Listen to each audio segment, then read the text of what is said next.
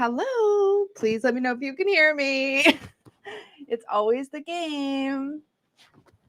I should check my audio on my own. It looks like I'm probably good. Am I good? Hello, everybody. I have sound. Hooray. Thank you. How is everybody doing this morning? Hi, Barb. Oh my gosh, so many of you here. Hi, Michelle. Oh my goodness. Michelle was our early bird today. Yay. I love being heard. It's great. The habit of always coming on here and not knowing if you guys could hear me though was like such a mood. Doing good. I'm doing good. I spent yesterday afternoon, you'll see ink all over my hands because I'm working on an idea potentially for a new Oracle deck, but it's way far in the future, y'all, but I'm experimenting with some artsy things. We'll see what happens. I have this idea and I can't get it out of my head. So I'm a little tunnel visioned about it at the moment. We are doing troubleshooting the tarot this morning. Yay. Okay, let me get my other camera. I have coffee. This is not the view that I would like. I would like this view, except that way.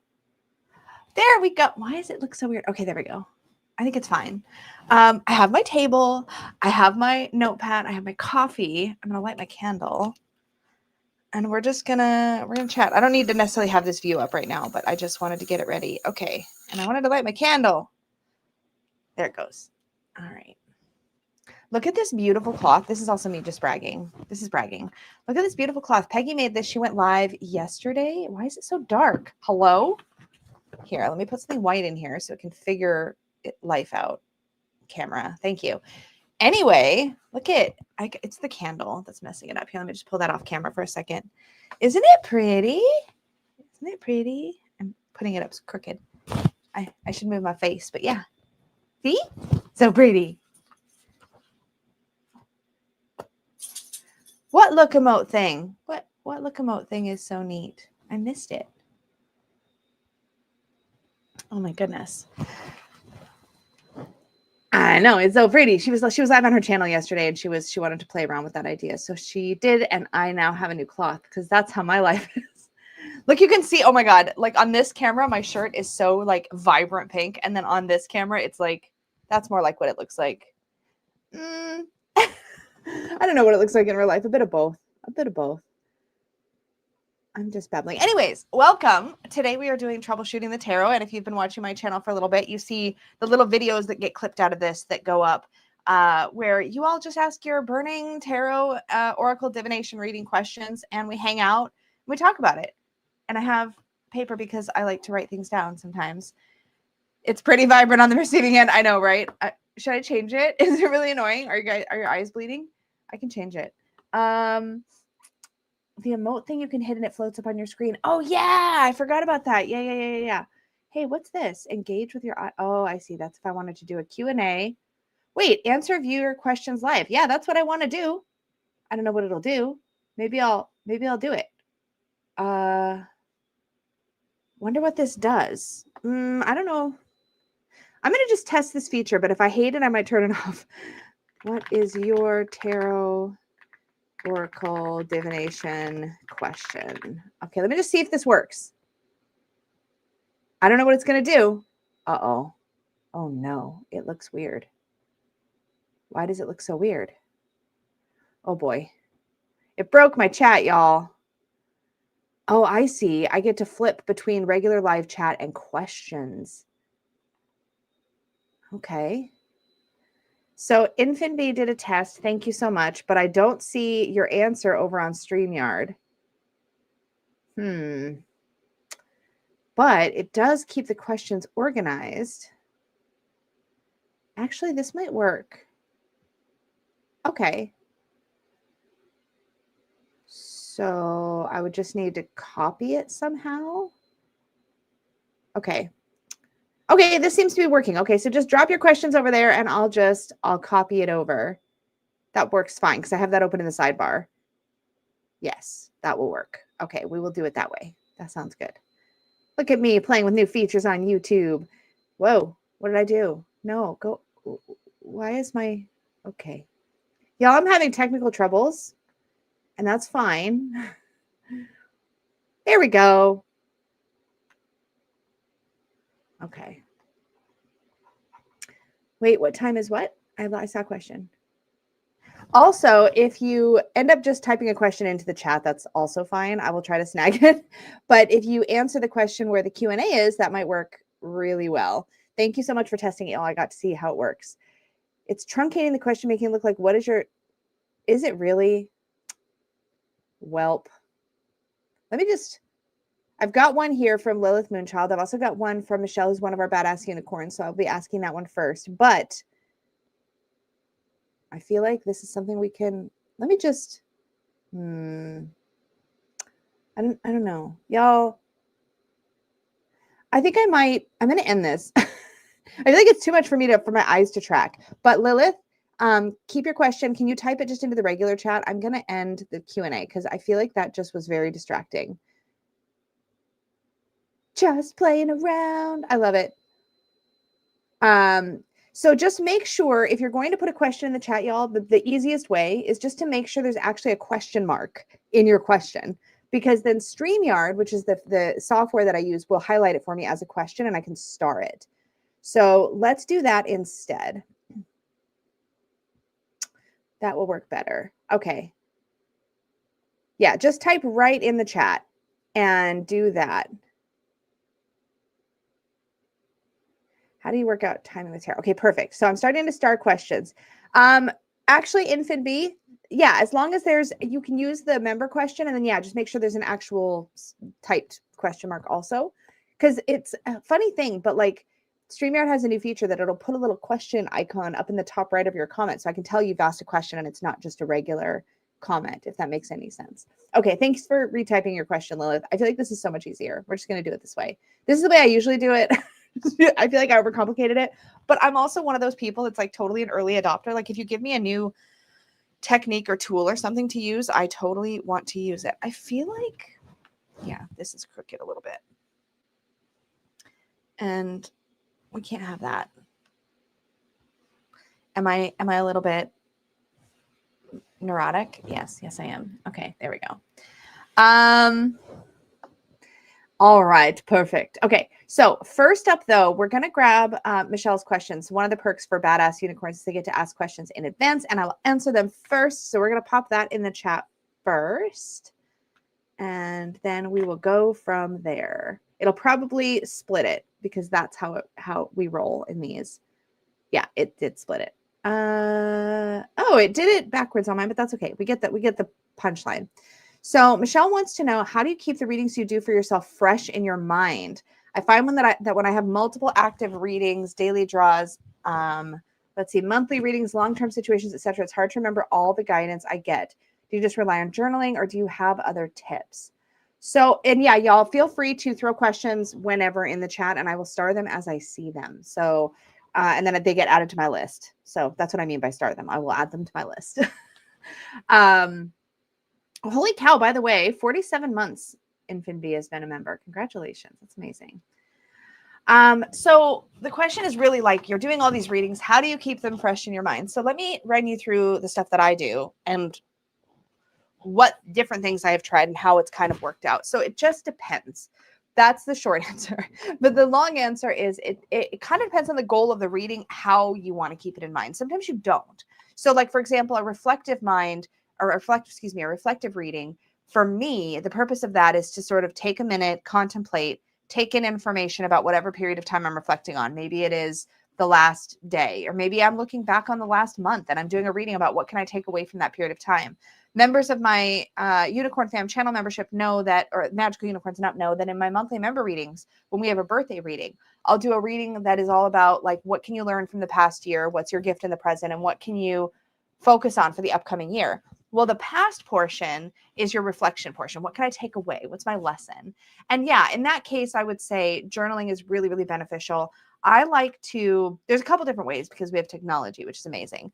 Number one, if you do a reading for yourself, let's say it's a month ahead, one great thing is if you get one of those card holder things, you can literally, depends on how big and how many cards are in your reading, but you can literally like put your cards in one of those card holder things, card stands, and like let it sit out for the month. If it's a monthly reading, like I'll do that often with I said I was going to go through my process and I totally started babbling. Let's look at my envelope. We'll just look at my full moon. So for example, I do a full moon envelope reading. So when I first pull these cards, I'll set them all out. I feel like I need to flip this cloth, I feel like, because I think, or we might have to switch to just my background, but it's so pretty, right? Let's see if this works better. We'll see. Nope, still too distracting, I think. Okay, we'll just do my regular cloth. Anyway, okay, so when I lay out my reading for my month, I'll sit with it when I'm in it. I got my sort of maiden mother crone energy going on here. So I'll pull it out, I'll sit with it. And the way that I read for myself is I'll take it in, I'll maybe make some notes, that sort of thing. And I want to make sure I don't miss anybody's questions. Yeah, okay. I'll make some notes, that kind of thing. Or I won't, or I'll just sit with it and take a look at it. And then I'll leave this on my table for a bit. Because until I need to do something else here in this space, there's no reason not to sit with it. I find that's helpful for helping the reading to sort of stick or gel a little bit better over time, because I've let it sit in my space a little bit longer. I've let it be in my peripheral attention a little bit longer. And I find that really, really helps. Alternatively, if it's something like a month ahead, I might leave the cards out and scooch them up to the top of my table and let them sit there. But a lot of it depends on how I will say this is actually more advice. How the reading makes you feel might depend on how long you want to hold on to it.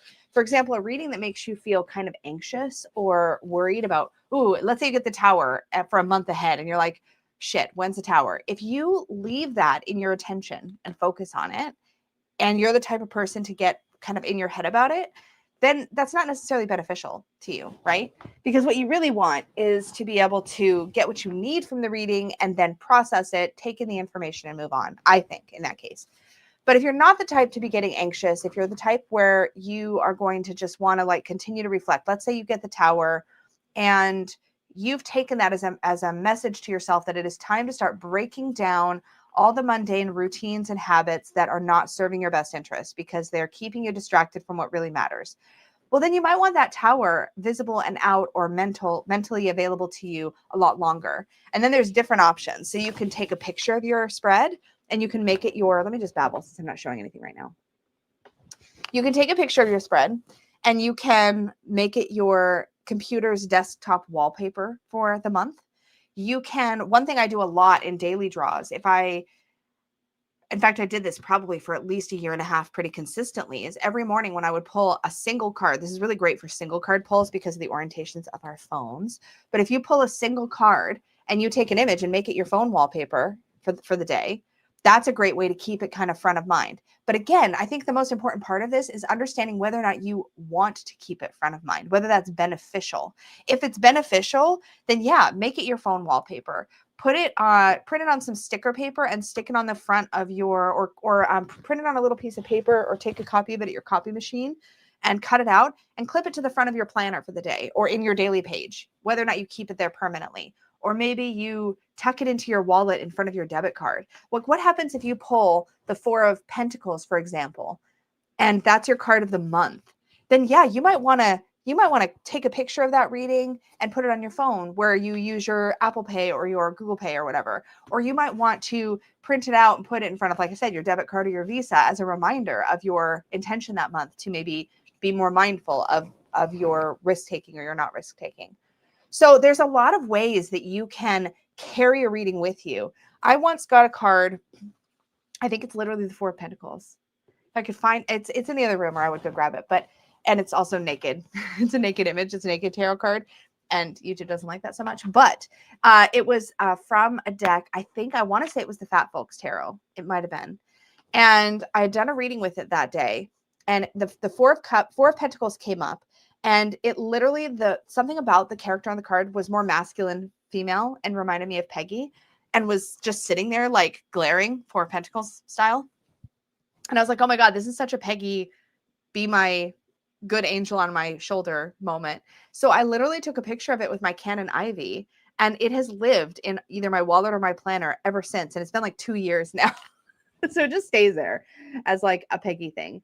But yes, all the time using my spread as a wallpaper. And if you do like a couple of cards, like maybe you do an energy obstacle advice, depending on how your home page is on your phone. Like for example, I have like little, oh, why am I showing you when I'm not? Like trying to show you. Like I have like little icons and things, right? So I have this space right here at the bottom. So I might take the picture so that the spread sits down here in the image and then make it my wallpaper so I can always see it. But a lot of times we have a hard time holding on to our readings because we overcomplicate them. This is more, I have more to say about this, because we overcomplicate them in our minds. We're like thinking we need to unpack layer upon layer upon layer.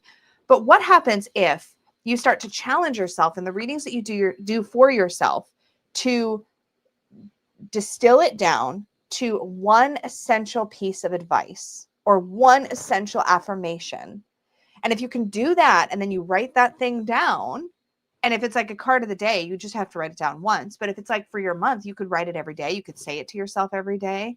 Let's do an example. Let's see if we can do this together, because I feel like this is a worthwhile exercise to do. And obviously, please keep your questions coming. And I'm continuing to put stars on them, because how these work is I will just hang out until I am tired or really hungry. That's usually how it works.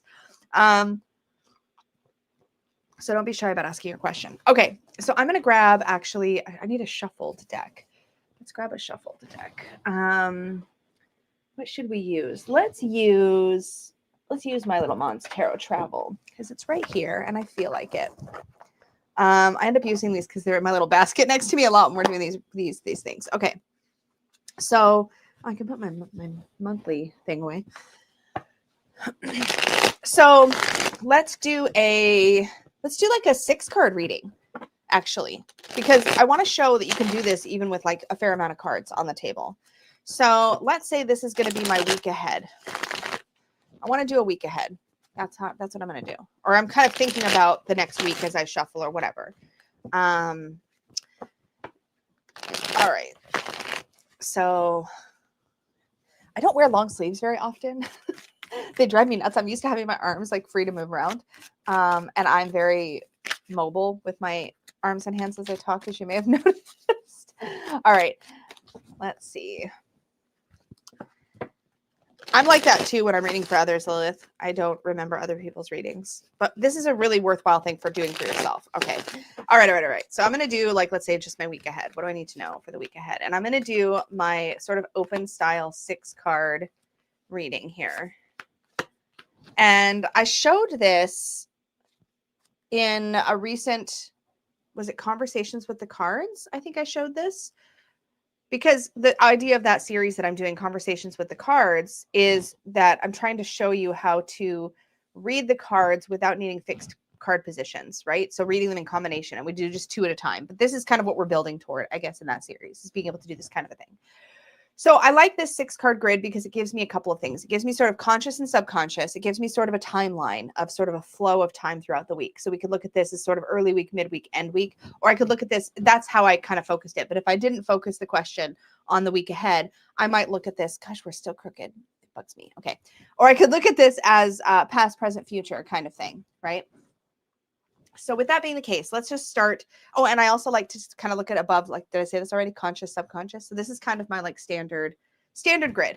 Okay, so in the conscious, I have the 4 of Swords, the Hermit, and the King of Pentacles. So just looking at these kind of as a triad, as a grouping, we have sort of inner wisdom in the center, and we're surrounded by King of Pentacles, which is to me sometimes a card that of somebody who is in a like leadership role, or in a they've built up a lot of skill in an area and they're applying that skill all the time. We've got the inner wisdom, and the 4 of Swords is more reflective. Now, for me, I feel like that means that the work that I'm going to be doing in the upcoming week, and for me, it's going to be work focused because I have about 85 things on my plate at the moment. That for me, this is like a reminder that I need to focus in on what I know I'm feeling and kind of vibing. So consciousness wise, I'm seeing this as a move toward quieter work more reflective work that lets me sort of hone in and focus. I'm noticing that all these two characters have their eyes closed, so they're turning more internal. And this guy's got his eye open and he's kind of holding his responsibilities in his hand. So yes, I need to manage my day-to-day responsibilities, but I need to also make sure I've got time to turn inward and focus on the things that I'm trying to accomplish, move forward in with my work. And for me, that means writing, because I'm doing a lot of writing work right now. So it's like, okay, I'm kind of getting the vibe. Conscious. Let's look at the subconscious. What do I need to be aware of? What might be like lurking beneath the surface? So we have Knight of Swords. This makes so much sense because I have been having a huge, I mean, perimenopause, y'all, but I have been having major distraction issues, like way more than normal. And y'all know I am squirrely to begin with. But I've been having a lot of distraction kind of moments. It's been really easy for me to get pulled off course. I mean, I started a whole new project yesterday, all this kind of stuff, right? So it's like, okay, Knight of Swords to me is somebody who can kind of flit around and is like quick to do and doesn't always pause to consider, is this the right thing for me to do right now? But regardless. And then I have the Nine of Pentacles, which is to me kind of a reminder of giving myself permission. Maybe I need to also remember that I need to make room for the things that I guess reward me for my effort. So making sure I'm making time to play and to do the things that are like nourishing and that sort of thing. So that I'm not like, obviously I've earned the right to do that at this point. And I need to remember that I can do that. I'm already getting warm. Maybe it's the coffee or the candle. So I may have to change my shirt in a minute.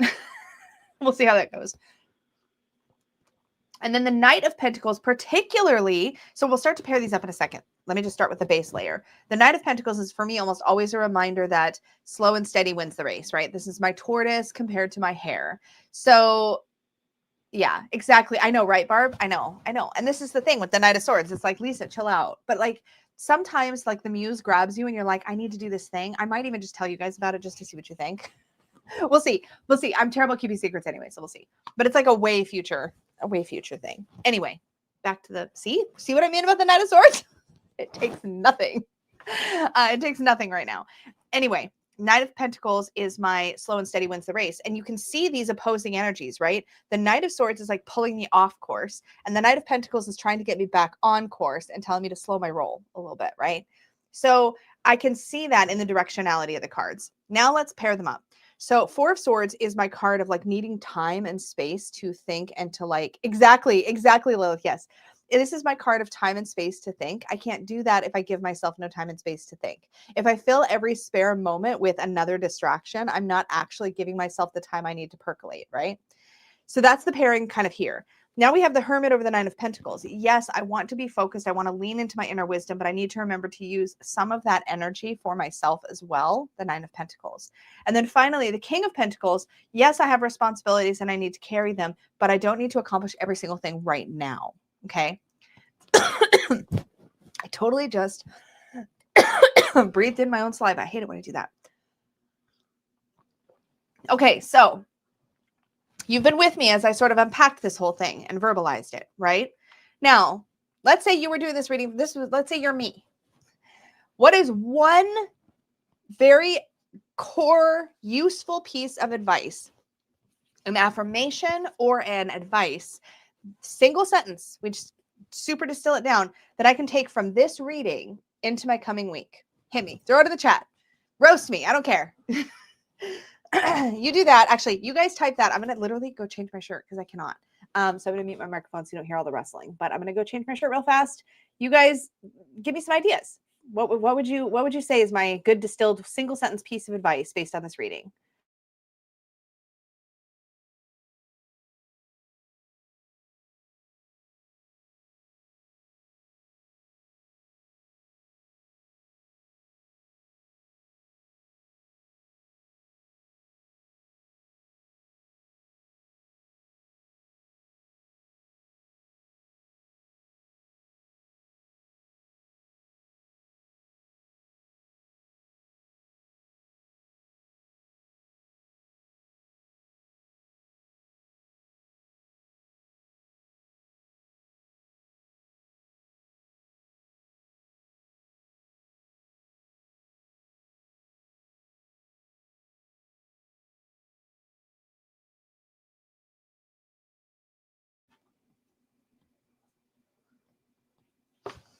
There, no sleeves, much better.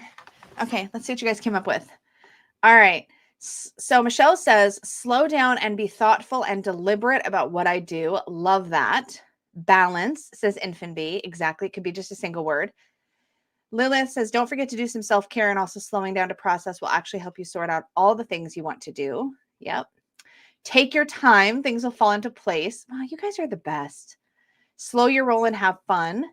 Ooh, I love this one worded as an affirmation. I'm calm, grounded, and competent. I can work and make time to play. All is well. Okay, so let's grab one of those. I'm going to do... I'm going to go with slow down and be thoughtful and deliberate about... How did you word this? Slow down and be thoughtful and deliberate about what I do. So Michelle says, so now, week ahead... Slow down and be thoughtful and deliberate about what I do.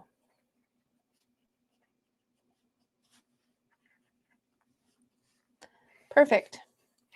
So now if I use a planner, which I do, I can write that in my planner. I already smeared my ink. That's hilarious. Ink is my life right now. I could write that in my planner. I could create a little graphic and put it on my phone. I could put it on I'm pretty sure iPhones have like that notes thingy, like the widget. You can write a note and put the widget of the note on your phone. You can set a reminder. You can set up an email to yourself and set it to go to yourself every single day throughout the week, or 3 times a week, just as a reminder. There are so many ways you can read it to I could read it to myself every day. I could put it on a little piece of paper or put it on my desk or tape it on a sticky note to my mirror and just read it silently to myself or out loud every day for the week. Now, not only have I done a really great reading for myself and gotten some really good advice from the cards, but now I'm integrating that advice throughout my entire week. So much of our practices can be about being creative. I'm going to choose a different deck next time just to shake things up. So much of this stuff can be about just being creative and thinking about how can I remind myself. Now, as I have a really terrible memory. So for me, the idea of coming up with practices to bring this stuff back to me is super, super useful to me personally. So yes, I know Infinity's was so freaking good. Just balance. Yep. Or I could have taken it like be deliberate, or so I could take this and I could take this and just distill it down and call it slow and deliberate. Boom. So yeah, you have so many options. We're going into dry lip season, y'all, and it's already a problem because I talk so much. Anyway. So yeah, really, really good stuff. Thank you for asking the question, Michelle. I hope that was helpful. All righty, let me see. Okay, so I'm going to do Lilith's next because she was technically the one that put it into that Q&A first. So Lilith says, how do you work out timing with tarot? So maybe since you're in the chat, Lilith, why don't you give us a little bit more context for the question? So I believe, I'll tell you what I think you might be asking, and then you can tell me if this is on point or not, and I'll grab a deck so we can experiment. What do we want to use? Let's use, does it have to be, oh, you know what? Let's use the Pip Speak. Let's use a Marseille Tarot. Oh, yeah. So Rebecca says, I would prefer to do an audio file in some way, like a video clip, so I could listen to it for the keeping your reading in mind. That's a really good idea. That's actually a really, really good idea. Sorry, let me just tack this on to Michelle's question real quick. Hold on. I will be right back, Lilith. Where is did I already take it away? I did. Okay, so I have to keep it on the screen, but let me just real quick tack on to Michelle's question. Yeah, if you have used the voice recorder on your phone and record yourself talking through your reading, you could also listen to it back anytime. I just wanted to say that. Put it in your Finch self-care pet app. Yep, I've used that app before. I love be deliberate because it gives focus on your attention. I like that too. Yeah. For sure. Okay, so Lilith says predictive timing might be more apt to your question. Okay, so you want to know when things are going to happen. So timing. So what I will say about this, I don't read that way, but if you do read that way or you want to read that way, what you can do is create a system for yourself. And so we can do that on the fly real quick. So we could say we have 4 suits to work with. We also have majors and stuff, but we have 4 suits to work with, right? So we could have, let's think about the energy of the suits. Wands would be fastest. Would we agree? Cups, I would say it would go like this. Wands, swords, cups, pentacles in order as far as speed. So wands being the fastest, then swords, then cups, then pentacles being the slowest. So if we want days, weeks, months, years, now we have, and I'm just doing this on the fly, y'all, but let's say we have wands for days. We have swords for weeks. We have cups for months. We have pentacles for years. Okay, so let's come up with a basic method for this. Timing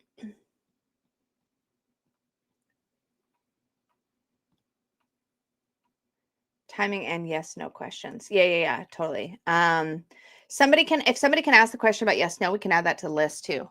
So, because we'll do that stuff, we can do that separately. But so for this, some things to think about. So now we have an idea of how we can figure out what measure of time we're working with: wands, swords, cups, or pentacles. We obviously have numbers in all of the cards, so we can use that just for pips. So one simple thing, let's say I'm trying to find out, okay, when am I going to finally feel like I've got my shit together? Cards are going to be like, never. Okay, so the first pip card I draw that has a number will be the number, and the second pip card I draw will be the measure of time. This is a really easy way to do it. And I'm just asking a silly question because, again, I don't really read this way. So when will I finally feel like I have my shit together? Okay. So I've shuffled and split the deck. And here's what I would do. This is kind of more a significator style reading, but I would flip until I get my first non-major, non-court numbered pip. Okay. 2. Cool. 2. All right. And then the next numbered pip I get is going to tell us the measure of time. So it's 2. What did I say cups was? Months. 2 months. In 2 months, I'm going to feel like I have my shit together. What month is that? Because I really need to write that down. I'm just curious. Now I'm curious. Okay. So it's November, so January. So we'll say by around mid-January. Is it mid? I guess it's kind of mid-January. I'm going to write this down. I'll feel like I have my shit together. This is possible because I'm working on a project that I would like to finish before then. And if I can finish that and get that off my plate and start working on Sassy Pam, I feel like I will start to feel like I have my shit together. Barb says, question, when will I finally have my shit together? Cards might be easier to tell you when you're going to get a unicorn. I know, right? Legit. Yeah. So that is the vibe. So it's simple, but you just create a system for yourself. It's literally just like that. Now, let's say you have that system and you've done a reading. Let's do, okay, so let's just do lay out a 6 card. I'm not going to try to interpret the whole thing, but let's say the question is around, well, let's just stick with me getting my shit together and see if we get a different answer. All right. I'm feeling a little bit like I've got so much on my plate. I can't focus on any one thing, and I don't know when I'm ever going to feel like I'm finally on top of things. I probably won't because I'm a perfectionist, but whatever. We're just going to play with it. Okay, so we have the Page of Cups, and the Magician is looking at the Page of Cups like, oh, you're cute. I love Marseille for this. Okay, and then we have the, I can't math, 7 of Pentacles. And is there numbers printed on these? Yeah, the 10 of Swords underneath the Page of Cups. Oh, and then we have the 9 of Swords underneath the Magician. And then we have the Empress. Okay. So now I know the order I laid these in. So I could give myself this whole reading and then use that same system layered over top. So I could tell myself, why pull 2 pip cards instead of 1? Well, I'll explain in a second. Okay, so I could tell myself, okay, well then the first card is my number and the second card is my time frame, right? But yeah, you could totally just pull 1. I'm doing this on the fly. I think I wanted to pull 2 because what I was thinking in the beginning is, I don't know why. I guess that's just what made sense in my brain at that moment. Because yeah, you could totally just do the first one. And in which case, what was the first one that I had gotten before? The 2 of Wands? That would say that I would feel like I have my shit together in 2 days. And I don't know, but that just doesn't feel right. No, I literally don't know. But like, let's say you've done a whole spread and now you're looking for the timing. Well, you could look at this because this is in the future as being your timing card. And you could go, okay, well, whatever numbered pip is in the future, I'm going to take that as my timing card. And so now I'm going to have 7 years. So in 7 years, I'm going to feel like I have my shit together. Or you could go, this is my number and then this is my thing. So that's 7 days, or excuse me, 7 weeks, because we use weeks for swords. Okay, the punchline of this, so that we don't get too in the weeds with it, I'll say this. The punchline of this is that if you want to work timing into your spread or into your reading style or in the way that you look at cards, then you just need to decide what it means. Like maybe there's a certain type of card that when you see it means that there is a timing answer in your spread. Let's play with that for a second. So let's say you want to do a reading for yourself and you the system you devise, because here's the punchline. Hi, Stardust. The system, the punchline of all of this is that however you're going to read, if you're going to incorporate something into it, the punchline is you need to be consistent. So that means that that becomes something that you always recognize. An example of this is for some people, they use court cards to represent other people. But if the court card is reversed, it means it's an aspect of themselves. That's one example. But that becomes now something that you incorporate into your practice. For example, one rule I kind of have for myself is that there's always a layered trajectory element of a timeline when I lay cards in a row. If I lay 3 cards in a row, if I lay 10 cards in a row, it doesn't matter. But when I'm looking from left to right, I'm reading them like a book, past, present, future to a degree, or today, tomorrow, the next day, or there's always a forward movement of time when I lay a row of cards. That is kind of like something that I've baked into my reading style. So if you want to bake timing into your reading style, you just need to come up with some criteria. So for example, let's say that whenever if you see a court card in your reading, it means there is timing on the table. Or maybe if there's a court and 1 pip, then you know that there is a timing question being answered. Maybe the court tells you how that time moves in a way, and then the numbered pip tells you roughly what the timing is. Let me see if I can explain what I mean. Okay. So let's say you're single and you're like, man, I am sick of being single. I want to do a reading on my love life. Like, what do I need to know about my love life right now? Just generally, what do I need to know? And so I pull 3 cards. I'm going to just cut it in a different place because that cut felt weird. Okay. So I've pulled 3 cards. Is that one of my bonuses? It is. So I'm going to pull that out because that's not helpful right now. Okay. So this 3 cards has 2 pip cards and a major. There's no court card.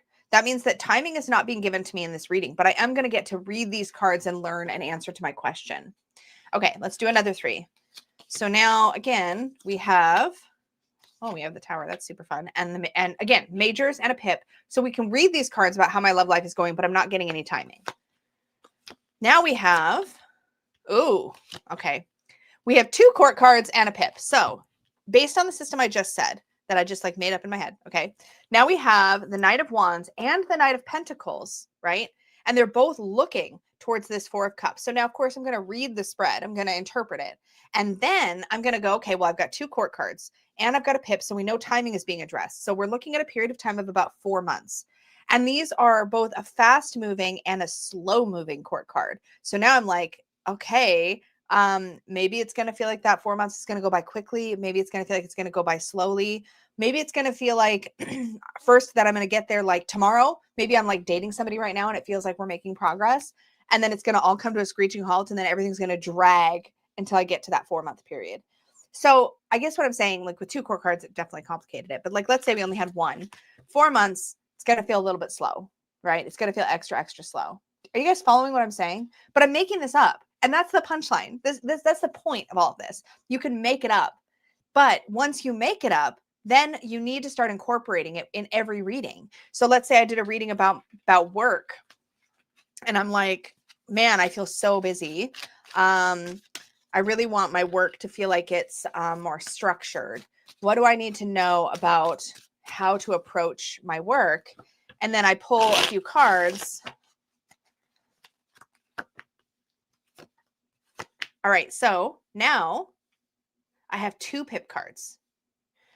And I have my Page of Swords. Now, to keep it simple, this is what you. These are the questions. This is why you want to experiment with it, so you can figure out if the system works, right? So now I've got 1 court card and 2 pips. So maybe one of the things I need to kind of think about with myself is like, what's my rule going to be? That the first pip that follows the court card is my timing. That makes sense to me, because if the court card is going to signal timing, then the first card after is going to be the answer to the timing question. So I would interpret my 3 cards: Page of Swords. What card is that? 9 of Swords, and then the 10 of Cups. So I can answer the question. And then I've got the Page of Swords interacting with a Pip Swords card. And now we have a matter of weeks. We've got 9 weeks. Page of Swords plus 9 weeks. How would the Page of Swords get through 9 weeks, right? They might be using those 9 weeks to learn. So they're using that time to learn and move toward that goal. So they're taking in new information, they're asking questions, they're being curious about their work, like whatever. So do you see kind of how you can layer it all together and you can kind of create this collage of information for yourself? That's kind of what I'm describing here. So that seems like a really simple method you could use. You could say whatever, because there's 16 court cards. So it's not like going to come up in every single reading if you're doing just a few cards necessarily. But now you've got a system. So when a court card comes up, that means you're going to have a timing information on the table, and the first card you draw past that court card is the answer to the timing question. But yeah, exactly what Stardust said. You make the rules, but you got to live by them. What I find challenging is if you make divination kind of rules or systems for yourself, but then you kind of use them sometimes and sometimes not, it's going to feel loosey-goosey because you're being loosey-goosey about it. But if you create a system and then you stick with that system, then you can find out over time, number one, is the system useful? And if it is, you keep doing it. And if it's not, you stop. For example, I started incorporating directionality into my readings after studying Marseille, because with Marseille, there's so many things you can determine by the eye contact, by what is somebody looking at? Like our Empress is facing forward, but she's looking to this card. There's so many fun directional things. And once I saw that by studying Marseille Tarot and working with pip decks, I couldn't unsee it. It became incorporated into the way I read. And now it's just something that I do. I often look at, are characters facing? Are they looking away from each other? What are they looking at? What are they pointed toward? What are they heading in the direction of? And that just became part of my system because it was useful. So I kept doing it. And that's kind of the thing. I think a lot of times and I say this a lot in these troubleshooting the tarots, is that one of the best things you can do for your divination practice, if you're reading for yourself or others, is to give yourself permission to build yourself into your reading style and reading practice. What feels right? What feels like it gives you good information or useful information, and then go from there. But yeah, give yourself lots of permission to play. I hope that was helpful, Lilith. Okay. So Fina says, I've been stalked by 4 of Swords for the last few months and I've explored what I know to explore to figure it out, but have not. Do you have any suggestions of how to explore a stalk card? Actually, yes, I do. And I will share a digital download with you all right now, because Peggy and I came up with something for this. Actually, let me, I'm just going to really quick, because I'm having fun playing with this pip deck. I just want to pull out the bonus cards real fast. And then I will grab a digital download for y'all and we will do it together. Okay, hold on. Let me get, I want to make sure I thought I had them all out actually. I just want to make sure. Oh, there's another one. This is the best little Marseille deck ever, by the way. The facial expressions are so easy to see. I think it's the art style. You can really see how people are looking at each other. It's great. So if you want to play with that element, this is a great one to do it with. Okay, I think we're good. Okay, yeah, I got the rest of the bonus cards out. Okay. I'm going to put these other bonuses in the bottom of the box. All right, let me go grab this. Oh, can I type into my own? I had to wake up my keyboard. Here we go.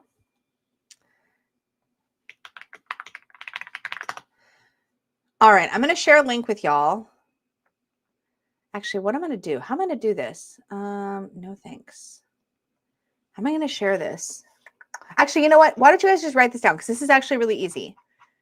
So grab a pen and paper. This is probably the easiest thing to do.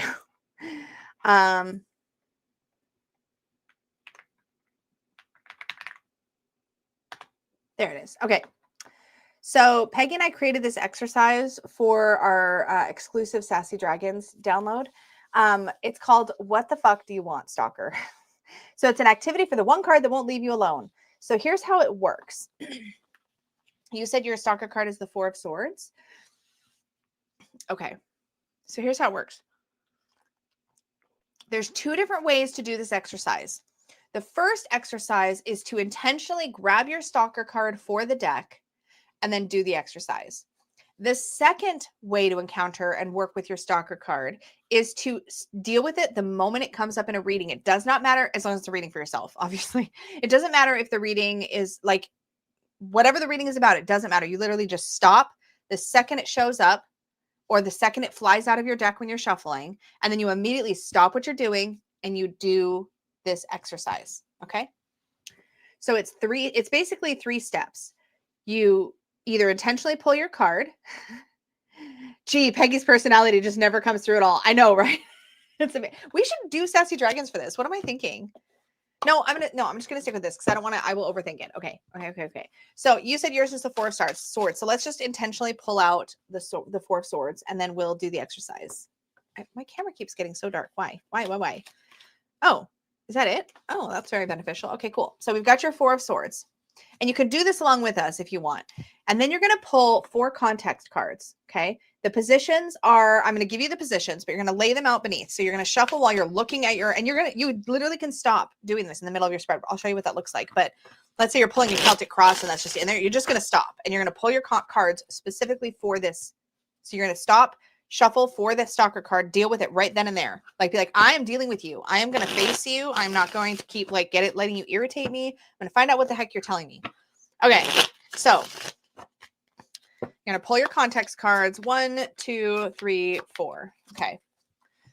So here's the first position. What started this creepy obsession? The past event or energy that made this card start showing up like a weirdo. Like, why is this card stalking you? All right. So our first card is the 6 of Wands. Interesting. Is this going to call me out right now? It's not even my stalker card. That's so rude. Anyways, here's how I'm taking this. So I'm looking at this and I'm like, okay, so 4 of Swords is my stalker and 6 of Wands is when it started. Oh, it started the last time I had a success. The last time I was recognized for accomplishing something, the 4 of Swords started stalking me. Now, if this is for me, that is because I don't like to rest on my laurels and I'm very uncomfortable in success. Like, I'm very uncomfortable in success. Peggy gives me shit about it all the time. I'm very uncomfortable. I would rather constantly be proving myself and doing something new. I don't want to sit in that space at all. I don't want to acknowledge it. I don't want to sit in it. I don't want to rest in it. I want to just get on to the next thing. If this camera does not start being less dark, I'm going to get real annoyed. Hello? It's white. Can you fix yourself? Thank you. Much better. I'm bullying my camera. Okay, so that was that position. Hardly ever noticed that since start. I know, right? I'm so subtle. When Tarot calls me out, hashtag drag me daddy, I am dead. I am dead. That is amazing. Okay, card number 2. Why is it up in my business right now? What is happening in my life that's making this card extra clingy at this particular moment? So that's our card 2. So we know when it started and what's happening in my life right now. So we have the Queen of Wands. Okay, so Queen of Wands, when I think about her, I think about how she always shows up. She's visible. She's highly visible. And it's kind of like, I kind of think of her as like a Leo girl, kind of. I don't know, like somebody who's like in the spotlight. Oh, right. Because I'm constantly in the spotlight. So maybe I feel like I always have to answer. Wow, thanks, Tarot. This isn't even about me. Stop it. Anyways, but for me, if this was a reading about me, which it clearly is, I would, to me, that's an acknowledgement that, okay, well, you're in the spotlight all the time. So people are always looking at me and like what I'm doing. I've talked about this before, but being on social media the way that I am and doing so much of my things in a community sense and in a public sense means that There can be a little bit of a fishbowl thing. Like, I don't want y'all to look at me and find me idle over here, like being complacent and like taking you all for granted. Like, I want to always be showing you all how much I appreciate you and like how much I appreciate my opportunities. And like, I always want to be doing something for you, if that makes sense. And so there's a lot of that energy, and they're like, oh, everybody's looking at me. I gotta show that I'm actually earning it. You know, I think there's a little bit of that going on for sure. Anyway, so I think I'm literally actively blushing right now because I feel like this is very like highlighting. Anyways, the third card position, Dance Lisa Dance says Stardust. I know y'all, this is not coming from you guys. It's coming from me for sure. Okay, card number 3 is what the hell am I supposed to do about it? So this is the action you need to take to shift the energy. And I will recap these spreads because I know I'm talking really fast. I'll recap the positions at the end. So the third card is what the hell am I supposed to do about it? So this is the action I need to take to shift the energy. Oh, sometimes, y'all. Why do I do this to myself? Yeah, right, Lilith? I know, not tarot exposing me, totally. So this is the world. So if I want to shift this energy, if I want the 4 of Swords to calm down, I need to move to the world. Isn't it interesting looking at these cards for a moment? Just let me just show you what I'm seeing. Do you see the shape? Do you see the shape? You see how the 4 of Swords has like boundaries around their energy? And you see how the world has a boundary around her energy and she's really happy inside of that space? So that's one thing. Having boundaries around my energy, reminding myself that I don't need to constantly be proving myself would obviously be super useful. Also, maybe acknowledging, like letting myself actually acknowledge, look at how she's looking backward. And these two are looking at each other like, yep, we're telling her. This is such a sassy deck. I love it. She's looking back towards this 6 of Wands, like, own your success, acknowledge it, let yourself sit in it for a minute. You don't always have to just hurry on to the next thing. You can let yourself be in the moment. These are 2 victory/success cards, right? And then finally, our last position is what is my secret weapon for handling this? So the big insight that will help me deal with the situation and move forward, stalker free. Now, this card you could say is a little redundant. You could probably just stick with these 3 and have a perfectly cohesive reading. I feel like I just did. But if you want that extra little oomph, here you have, I guess this should be here. Here you have our last card, and it is the Knight of Wands. So this is kind of like, how can I deal with this situation and move forward stalker free? I've got 2 Wands quartz on the table. Now these, to me, the Wands is a court of knowing your worth, of standing in your power, of taking up space, giving yourself permission. Like that runs through the entire court suit of Wands, right? So my secret weapon is having the confidence to choose my path and choose my direction because I'm choosing it, not because I'm feeling like I need to constantly prove myself. That's probably how I would integrate that into that particular reading, since we're exposing me and all on the internet, you know, for everybody. That's probably what I would do or how I would take it. So that's how you do that. Now, like I said, you could probably just do the first 3 card positions and be good. But let's say you were in the midst of a different reading. And again, it does not matter what the reading is about, right? The goal of this, the idea of this is that every time you see your stalker card, you deal with it. Because usually if you deal with your stalker card, it will settle the hell down. And if it doesn't, then it might just be reminding you of what you've learned from the stalker card reading. So you're doing like a random Celtic cross. This is the Pip Speak Tarot by Kitten Chops. And it is an indie deck, Marseille. She's the creator of the Playful Heart Tarot, which I also love. Okay, so let's just say, I'm going to put this like, I haven't shuffled very well, so this is definitely not going to be an actual reading, but let's say you're doing like a Celtic cross. So you're pulling your cards for your Celtic cross and, oh, there's your 4 of Swords. So the idea with this stalker spread is that, oh, I've just pulled the 4 of Swords. Now I'm going to stop. I'm literally going to pause. I'm not going to continue laying my Celtic cross. I'm going to literally start shuffling and do these 4 questions and be like, okay, you're here again. What are you telling me? Then I'm going to pick those extra cards up once I'm done, and I'm going to shuffle my deck, and I'm going to continue with my Celtic cross because I've resolved this. Now I can interpret this in the context of this spread, and maybe I will also layer it in to how I'm going to interpret this Celtic cross for myself. Does that make sense? So let me recap the positions for you. So the 4 positions for the stalker spread are: number 1, what started the creepy obsession? So this is the past event or energy that made the card start showing up like a weirdo. Position number 2, why is it up in my business right now? What's happening in my life that's making this card extra clingy at this moment? The third one is, what the hell am I supposed to do about it? So the action you need to take to shift the energy. And position number 4, which again, somewhat redundant, but can give you a little extra oomph if you want it, is what's my secret weapon for handling this? So the big insight that will help me deal with the situation and move forward stalker free, right? So that came from, as I said, a stretch goal for the Sassy Dragons Tarot. When we were funding it on Kickstarter, we decided to do a digital, like, kind of little spread exercise type thing. So there's some spreads and exercises in there that we gave to Kickstarter backers. That's where that came from. But yeah, and yeah, this is Black Core, same card stock as Sassy Dragons and UJT in all of my decks forever and ever because I love this card stock. So yeah, hopefully that helps. All right, next up, okay, is, oh goodness, okay, this is a lot. I'll see what I can do. Twirl says, please create a structure and maybe a spread on how to do shadow work, different types of shadow work, and tips on how to make each type actionable in real life. Thank you. I'm sorry. Okay, Twirl, why don't we distill this a bit down? Let's have a conversation about it first. So are you still in here, Twirl? I'm sure you are, right? So let's first have a conversation about what we want out of shadow work. What's the point? Why are we doing shadow work? So let's actually talk about this in chat right now. So share your thoughts. If you do shadow work, if that's in your practice, why do you do shadow work? What is the purpose?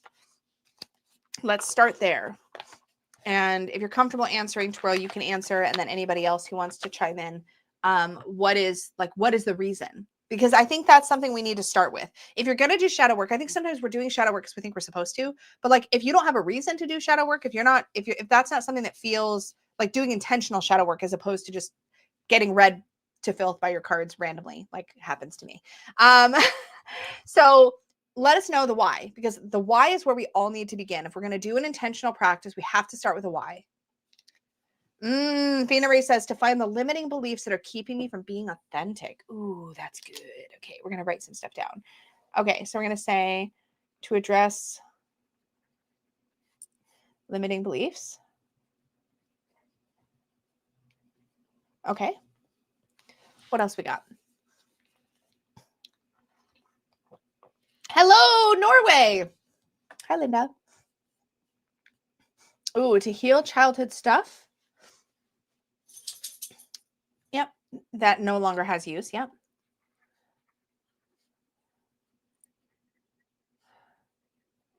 I'm going to say survival stuff now unhelpful.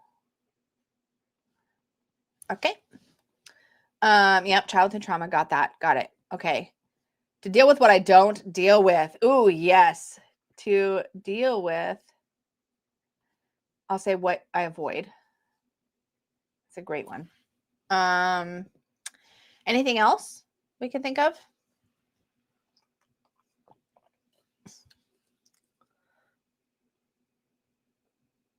Whose music? Whose music are we talking about? Oh, a Ren fan. Oh, hi, Ren just gutted me. I haven't looked at it. I went down a whole rabbit hole with his stuff. Yeah, it was also a couple months back. Shame. Yep. To deal with or face, I'll say shame. Or to address, maybe. That's a better word. To address shame. I'll say address. Or confront, maybe. Okay.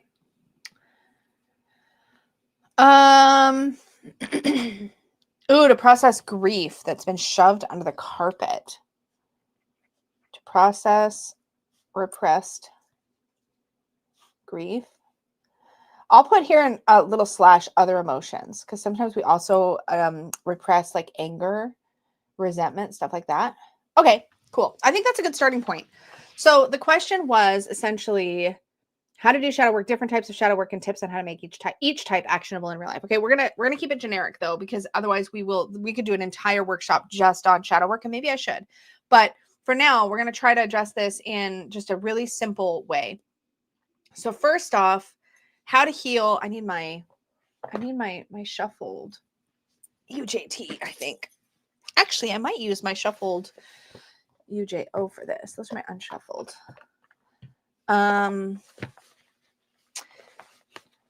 So some of this is going to be deck choices too. And we're going to talk about that. If you have multiple decks, if you don't worry, we'll address it if you don't, and we'll address it if you do. I feel like we are a community that tends to have more than one, but please holler if you are in the chat right now and you only use one or two, because I want to address that also. And I don't want to forget. So you will be in charge of helping me remember. Okay.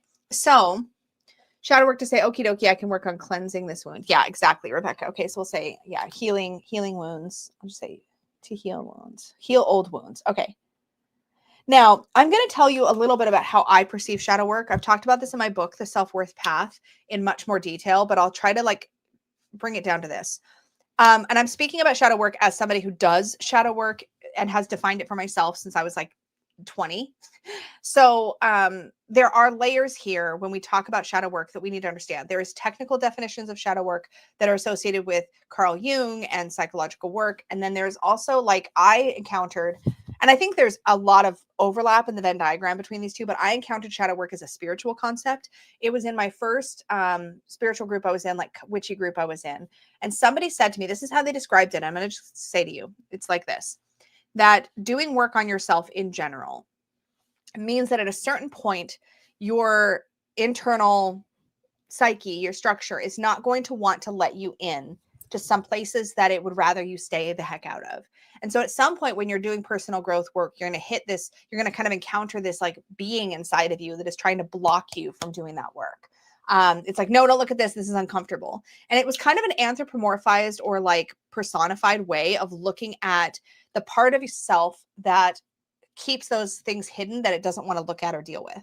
It's a self-protective kind of mechanism. That's how I learned it spiritually. Now, I understand, like I said, that there's a Venn diagram that overlaps this. Now, I didn't talk about that bit in the self-worth path, but what I did talk about is that the things in our shadow, and I think this does overlap with Jung's work, but I mean, I took psychology in college, but like it's been a long time.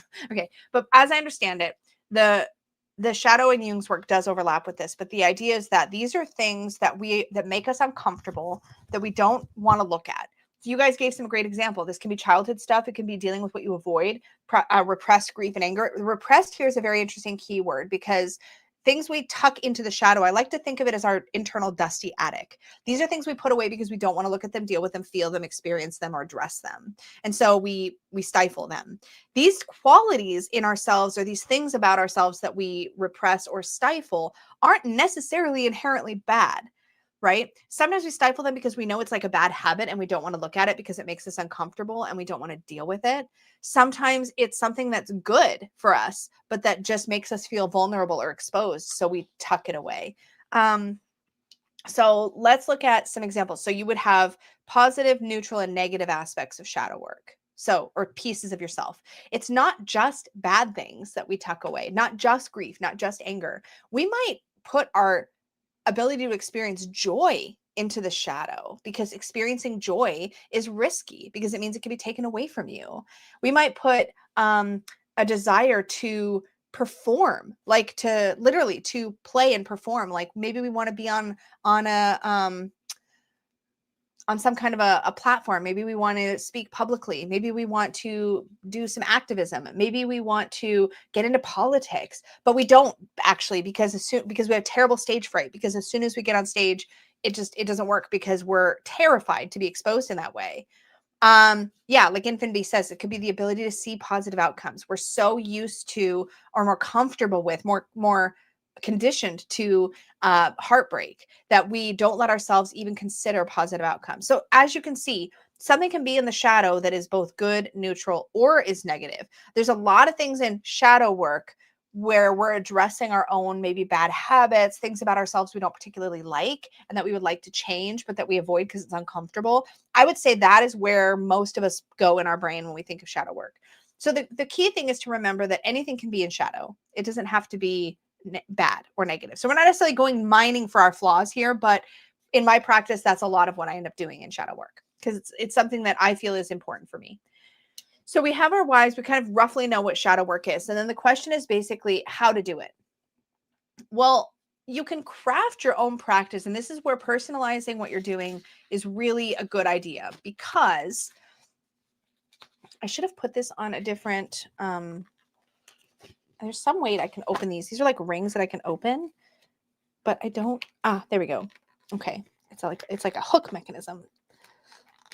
Ah, there we go. Okay. Here we go. Hello? Do I need to be like, okay. Oh, there we go. Okay. So there's my rings. I'm going to just pull this out. And now I got to figure out how to put it back together.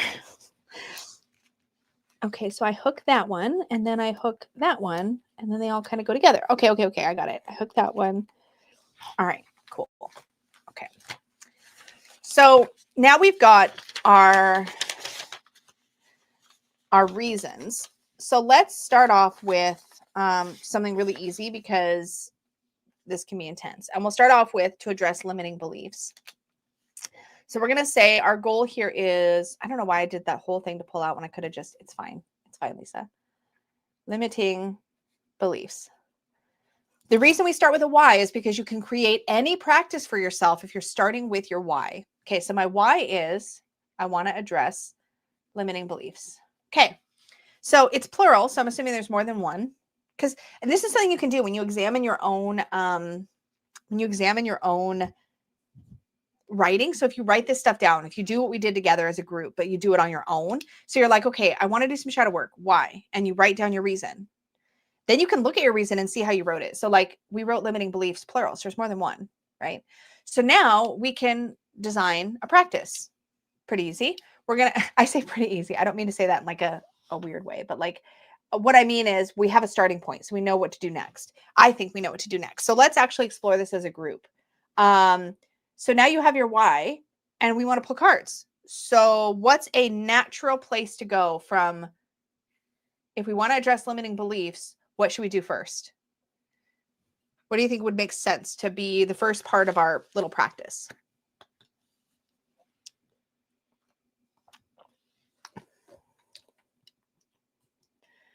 Oh, you're starting a local tarot group, Stardust? That's awesome. Congratulations. You have 6 people? That's amazing. I put the lid on my coffee so it'll stay hot longer. We'll see if it actually works. It helps a bit. Where do they stem from? Yeah, I like that. I love how you're designing a spread in the moment. Yeah, I think this is a good muscle to work for ourselves in our practice, right? So we definitely want to think about, I'm going to put that on this paper for now because I do want to do that. What are they? Yes. Okay, so let's start with that. What are they? What if it's in the shadow, we don't even know what our limiting beliefs are. So let's start with what are they? So let's say we're going to pull 3. Does 3 feel like a reasonable number? So we'll say we'll pull 3. Each one is going to represent a belief. Perfect. Okay. So for this, I'm going to start with my UJT. Now I've designed my deck to do this kind of work, but my decks, plural.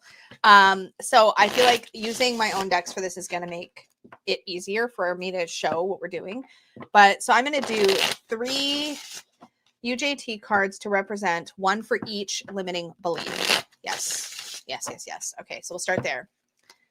So 1, 2, 3. Okay. And then for each, we're going to go through a process of unpacking. So we want to keep this simple. It's really easy to overload yourself with a bazillion card positions. And I would say, try to distill it down. So somebody in chat said, Ayala said, where do they stem from? So this is the first thing we want to know about each limiting belief. What's its source, right? So for each, we're going to ask it, 1, what's its source? By the way, this is basically what we do in Badass Unicorn Tarot Test Drive, but we do it around a specific deck or concept. What's its source? Okay, number 2, the next question we're going to ask is, so now we know the source. We're going to continue to do this together. So I want to ideally have no more than 3 cards for each limiting belief, which since we're pulling 3 limiting beliefs, that's a lot, right? And there's 2 ways we can address this. I've got an idea. We're going to do this 2 different ways, but let's look at, after we've identified what it is, then we're going to identify what is its source. Let's lay it down this way, actually. See if I can zoom this out a bit. Oh, we're already zoomed out. I can bring it up a little higher though. And then We'll do them one at a time so you guys will be able to see. Okay. So after we've identified its source, what's the next thing we might want to do? And because again, we want to stretch these muscles. We want to learn how to build practices for ourselves. So what's next? I love the way the star shines too. Ooh, how it shows up or how it affects us. Yes, I love that. Okay. So number 2 is how it shows up or how it affects us. Perfect. And we want our last card always, when we're building such a small spread, we want our last card to give us an action step or a piece of advice, something we can do to address it. So how could we word that in this case? Or how could we, what could we call our final position to give us the kind of closure in that reading section that we need?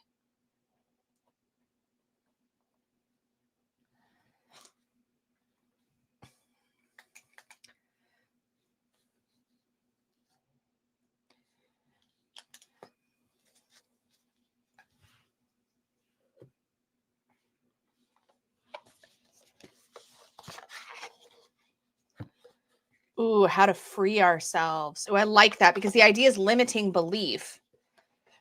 Yeah. Path towards healing is also good. How to acknowledge it's also good. How to transform it's also good. So if you're playing along, which I recommend, now or later, if you're playing along, then think of which of those closing questions works the best. For me, I like the idea of how to free ourselves because I feel like freedom is a beautiful contrast word to limited, right? If we're limited and then we're free. So it feels like it adds that contrast that I like. So I'm going to say how to free myself. Okay. Now I'm going to use Oracle. I think I'm going to use, I think I'm going to use tarot for the first position. What is its source? And then for how it shows up and how to free myself, I'm going to pull Oracle. I think that's what I'm going to do. So I'm going to just keep these stacked up. We're going to just do one at a time, but we're also actually, I'm going to change things on the fly because we're looking at a group of limiting beliefs. There might be a common thread between them.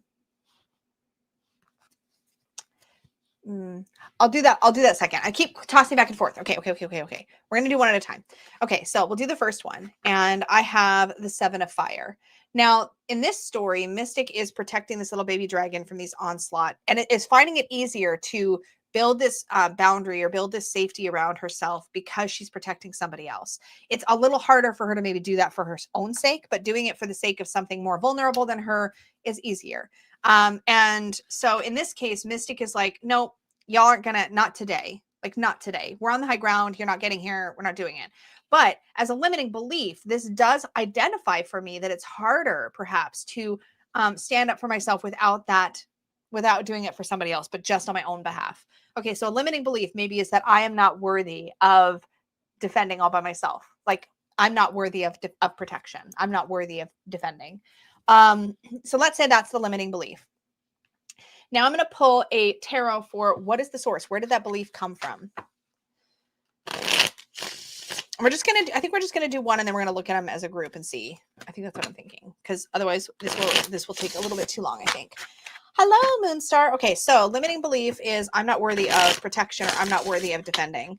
And then what is its source? What is the source of this limiting belief?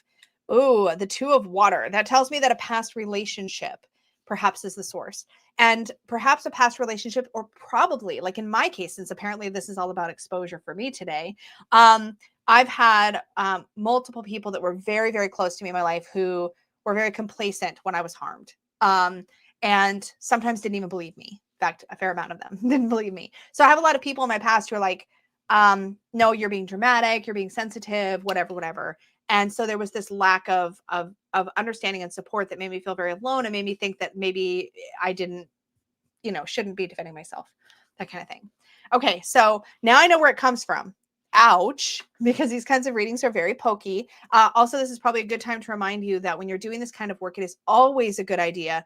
Don't do it when you're already in a rough spot. Don't do it when you're already struggling, if you're already grieving or you're going through a tough time. Save this for times when you feel very resilient, you've got your self-care tools under your belt, or you're about to go to dinner with your bestie and you're like, let me do some shadow work now because I know that I'll be able to like recover my energy afterward. You know what I mean? Like, make sure that you're really practicing good self-care around shadow work because these things can really get you in your head, especially if you're the type to spiral So really, really important to care for yourself when you're doing this kind of work. And I will also say, not everybody, this is not the kind of work to do solo for everybody. Some of us are going to, no problem with this. I'm very used to it. Obviously, I wouldn't be able to do it on the internet, but it can be a lot and it can leave you, again, spiraling. So, and that's also why we want to have a nice final prompt that's going to kind of like help us come at it from a more empowered place. Anyway, okay, so we've got the what is the limiting belief? What is its source? So our next card is how does it show up or affect me? So I'm going to pull from my oracle for this. Yeah, exactly. That's what I was getting at, Infinity. Yeah, do it with somebody else, like with a therapist, or even if you have like somebody you like to do tarot with, you guys could do it together if you're really close and you feel comfortable doing that kind of work. Okay, so how does this show up or affect me? And I've got frustration. How interesting. So now I have irritation, discontent, and impatience. Now, one thing I was going to point out, if you happen to have UJT and UJO for this practice, I will point out that I have baked things into the guidebooks of these decks to support this kind of work. So let me show you what I mean. So for our limiting belief, we had 7 of fire, right? I'm just going to backtrack for a second so I can show you this. So I go to 7 of fire, and in here, now this is a limiting belief, right? So I'm going to have, I'm going to be looking at the reversed meaning of the card. I'm going to look at where this shows up in shadow. So I've got keywords of relinquishing power, retreat, vulnerability, giving up, and denial. So those are great jumping off points. Here's what I say. Maybe you think you can't make a difference, or you're in denial that there's a problem in the first place. Either way, you're letting your fear of failure stop you from trying. To get back on track, remind yourself it's okay to assert yourself. So I put in that to get back on track section so that when you're looking into the shadow of a card, you're also getting a little empowering lift. And like I said, or not like I said, but I will say it's beneficial to sit with the card for yourself first. And then you can weave in information from the guidebook. Or if you're really like, I have no idea what this means, then go to the guidebook kind of thing. But in our case, like I knew what this was telling me in the 7 of fire first. So then how it shows, or where does it stem from? 2 of water. I don't know that I'm going to get a lot from the guidebook that's going to help me in this case, but it does talk about relationships. Okay. So in the reverse, we have misalignment, relationship imbalance, distrust, and tension. So those things can be cues as to where this showed up in the past. An imbalance between you and whatever your heart is focused on. So that could be an imbalance between you and a partner or somebody close to you in your life. Again, to get back on track, recognize what isn't working. But again, here, we're not looking at to get back on track. Here, we're just looking for a source. You want this card to trigger a memory or to think about your past and where this could have come from. But then, okay, so now we're in the position of how it shows up or how it affects me. And we have frustration, irritation, discontent, and impatience. Interesting. That's really interesting to think about. If my limiting belief is that I'm not worthy of defense, then what happens when I finally have had enough and I start standing up for myself? I overcorrect. Now I'm on the full-on freaking attack. This is totally true, by the way. It is a shadow that I deal with regularly. It's because I have not felt protected or stood up for. When I finally get upset about something enough, or I feel strongly about something enough to finally defend myself, now I'm not doing it constructively. The good example I heard about this once is when you spend your life, you're driving on the highway and you've been taught to always drive your car into the guardrails to stay out of everybody else's way, right? You're always driving into the guardrails. Well, when you learn that you don't have to do that, that you're worth more than that, sometimes now you're encroaching on other people's lanes because you're now like, well, I don't have to be in the guardrails. So now you're over here. Now you're driving into traffic and you're causing problems for other people. So like that's the overcorrection that happens sometimes when we have a trauma or we have a wound or a limiting belief. Okay. So anyway, so I see that in this frustration card, like the moss has tangled her up and she's about to try to punch it in the face. It doesn't even have a face. Okay. Here's what I say in the guidebook about frustration. So this is an air card because it's one of our sylphs. So irritation, discontent, impatient. A sylph struggles, caught in a tangled mess of dangling moss. She thrashes wildly as she fights to free herself, but the more she struggles, the tighter the moss seems to cling. She's so frustrated that she curls up a fist, preparing to punch the moss as if that will actually help. And so the idea is, how does this show up and affect me? Well, yeah, I'm like, even like small everyday things are getting to me bigger than they should because I don't feel like I'm worthy of defense or protection. And so I don't defend or protect myself. Hi, Maca J. I'll throw that in there. I'll throw that on my list. Okay. So hopefully that makes sense. But if I go to the guidebook now in a reading, something is really irritating you. Maybe it's been one thing after another, or maybe you just feel stuck in your current situation. Every bone in your body may be urging you to fight and struggle, but that won't get you anywhere. Try a little patience and a few deep breaths. The situation is closer, or solution is closer than you realize. And then the self-worth message. Be patient with yourself. You don't need all the answers right now. Give yourself the space and time you need to find the right solution. So I like the Unicorn's Journey Oracle for this because it gives me a lot of like, I feel like I can breathe, because even though I'm facing like a difficult thing, it's like reminding me of where I can like level it out, right? And then there's also journal prompts. So I could even take this and launch into journal prompts, which is why I want to use this one for my last pull as well, because I feel like the Oracle is designed to help me do the reflective work that's going to give me something to take away from all of this. Okay, so our third position, I realize we've been on this one for a bit, but just hang with me here. Oh, yeah. So exactly. So like, let's say I had gotten a positive card here, like trust. How does it show up? Well, I'm going to immediately go, oh, it makes it difficult for me to trust people because I know I can't rely on them. So a lot of this is your intuition, right? How you're going to interpret it. But that's why I have the keywords right on the card for the Oracle card. So I have trust, surrender, integrity, and honor. Well, it's hard for me to trust people because I haven't had people that would show up for me with integrity, that would have my back, that would carry me like this turtle is carrying this little one, right? The people that were supposed to protect me didn't. And so I have this mistrust.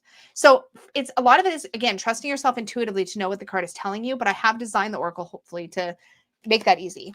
Okay. But anyway. Yeah, it's a my crazy family. Yeah, exactly. This is a very common issue for those of us with childhood trauma and stuff, right? So, okay, how to free myself. So now we're going to look at the card, whether it is shadowy or positive or neutral. We're going to look at the card for the uplifting message. And this is where the guidebook is hopefully going to give us additional help. Okay. So now I'm looking for, how do I free myself from this limiting belief that I am not worthy of protection? And I've pulled discernment. Oh my God. This deck never fails me. It never fails me. It's of all the things I've made, this is the one I use for myself the most, actually. Okay, so recognition, lucidity, and eyes wide open. Now, before even going to the guidebook, I will say this is showing an octopus trying to camouflage itself among the coral, and the unicorn sees it and is like, I see you. Like, I know you're there. You're not fooling me. And so eyes wide open, discernment, recognition, lucidity, being clear-headed, being able to like look around you and recognize who's good for you and who's bad for you. Maybe one of the ways you free yourself from this limiting belief is you begin to trust yourself and your ability to choose the right people around you, so you don't need to protect yourself as much. And maybe you've already done that work and you haven't even given yourself credit for that, right? But let's see what the guidebook has to say and what the journal prompts are, and see if that gives us some place to go from here. So we're in the water cards. We're underwater. Discernment. A water unicorn hovers near a coral reef, its gaze locked onto an octopus that has expertly camouflaged itself among the coral. The octopus remains still, its colors blending perfectly with the coral, but the unicorn sees it. In a reading, step back and assess the situation before you take any action. Something is not as it seems on the surface, so you may need to keep your eyes open in order to see what is really going on. While it's not helpful to be suspicious of everyone and everything, it's important to see things as they are, not how you wish them to be. The self-worth message, and this is where you're going to really get what you need from a reading like this that you're doing shadow work. You want to really hone in on that self-worth message. Your perception is a gift. Trust yourself to see things clearly, to recognize truth from illusion, and to move forward with clarity. And then we have 3 journal prompts. And the prompts are, where in my life do I need to take a closer look before making a decision? Where might I be tempted to ignore a truth because I'd rather believe something else? And how can I strengthen my ability to trust my intuition and judgment? And so you could pick maybe one of those that feels really aligned with your spread that you've done so far. And now you're off to the races. You've got a meaningful reading. You've done really strong identification work. You have places you can take this. So in this case, we had pulled 3 limiting beliefs. So I'm going to pull these 3 cards down, actually, and we're going to just do a little thought experiment. Instead, what if we had pulled all 3 at once and looked for these cards to be the common thread that connected them all? So you could go through these steps for every single one of your limiting beliefs, or you could just tackle one, so you could tackle one at a time, or you could look at all 3 of them, identify them, and then decide how these cards applied to all of them. Okay. So our limiting beliefs now are this: I'm not worthy of protection. We also have death. Now, for me, this is like a fear of abandonment. Everybody always leaves, right? And then finally, the page of air. This is a card of curiosity and questioning. And I sometimes feel really intellectually inferior because I'm a question asker. So maybe my limiting belief is that asking questions is dumb. I feel dumb for asking questions or something like that, right? So now we're going to go back here again. And now our source of all three of these limiting beliefs is past relationships. Oof, I could sit with this one for a while, right? And now how it shows up and affects me is, again, because of the past people I couldn't rely on, I have a tendency to be too reactive and get really frustrated and not speak up for myself when I need to. And again, we can kind of like tie this all together, right? And then finally, discernment. Discernment solves all of these, right? My eyes are open. I know who I can trust to ask questions. They're not going to make fun of me. I've picked good people in my life, so I can rely that they're going to like treat me nicely. If I ask a question, they're not going to make me feel dumb. The death card and abandonment. Well, I pick people who aren't going to run off and abandon me. Like, I don't have those kinds of people in my life anymore that will just discard me when it's convenient or when it gets uncomfortable or when we do the real work. I don't have that anymore in my life. The people in my life now, I know that if we have grit, if we have conflict, we're going to all work through it together. I don't have the people that are just going to go, well, you upset me, so I'm done with you now. And I've had a lot of that in the past, but I'll have that now. So I'm good with that. And then 7 of Fire, we've already gone through. So you could also look at a group of limiting beliefs and then pick a soul source. Now, if I had been focusing on that, I might have even gotten different cards, right? So hopefully, that's Oracle, these are Tarot. Hopefully that is helpful. I feel like we were on this one for a bit, but I hope that helped. And again, we could do a full workshop. Y'all, I swear to God, if I ever actually get the nerve to not work a 9 to 5, that is one of my goals for this channel that I would do, is I would host occasional workshops and things like that, or I would do more teaching content on my website or something, because I love this kind of stuff. But yeah, so I designed UJT and UJO with this kind of work in mind, because it's the kind of work I do for myself. So obviously I'm building the tools that work for the kind of work that I do, et cetera, et cetera. And so that's how I built those. And I'm not saying that to like shill my stuff. I mean, obviously I'm proud of what I've created, but more to say that what you choose to do this work does matter. So if you're the type that you need a deck that's going to like be really gentle with you and hold your hand, then pick a deck like that for these kinds of questions. Reclaim Oracle, for example, or Papez Oracle are really great decks for pulling out to identify things, like to identify an emotion or to identify a struggle.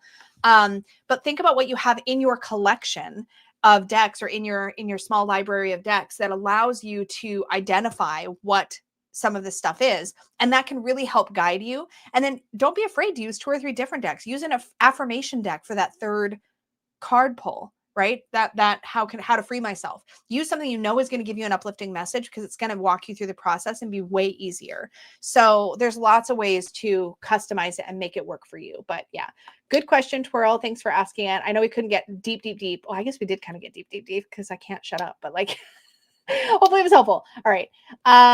Next up, we have Emily's page turners. How do you balance using all your decks? Oh, this is a fun one. Ow, I gotta not sit that way. Sorry, let me re-ask the question because I got distracted. So Emily's page turners asks, how do you balance using all of your decks? Focus on a few a week or just one for a specific time, especially when you get multiple new decks in? How do you balance it all? I don't. Because I'm human. However, I do build practices in that give me ways to work with my decks, but I'm of the opinion that if I have to come up with a way, I want to say this right. If I have to come up with a way to use my decks, then I have too many decks, if that makes any sense. And I'm not saying that as a judgment. I'm saying that that's for me. Basically, what I mean by that is, how do I word this? Because I know what I'm trying to say, and it's not, I'm going to contradict myself if I don't express it properly. I can look at my racks and I can think about the decks that I have, and I know the type of work that they will help me do. If I have a deck in my collection and I don't know why I'm attracted to it, why I'm drawn to it, or what I'm going to want to do with it to a degree, then I have a hard time keeping it long term. Maybe that's a better way to put it. Sometimes I want decks because they take me somewhere. Forest of Enchantment Tarot and Oracle, those take me somewhere. The Last Unicorn Tarot takes me somewhere. Sometimes I have decks because they're very pokey and confronting. Like I mentioned, the Papez Oracle, the Reclaim Oracle, the Lantern Oracle. And you'll see that when I get into my shadow and spiritual deck collection.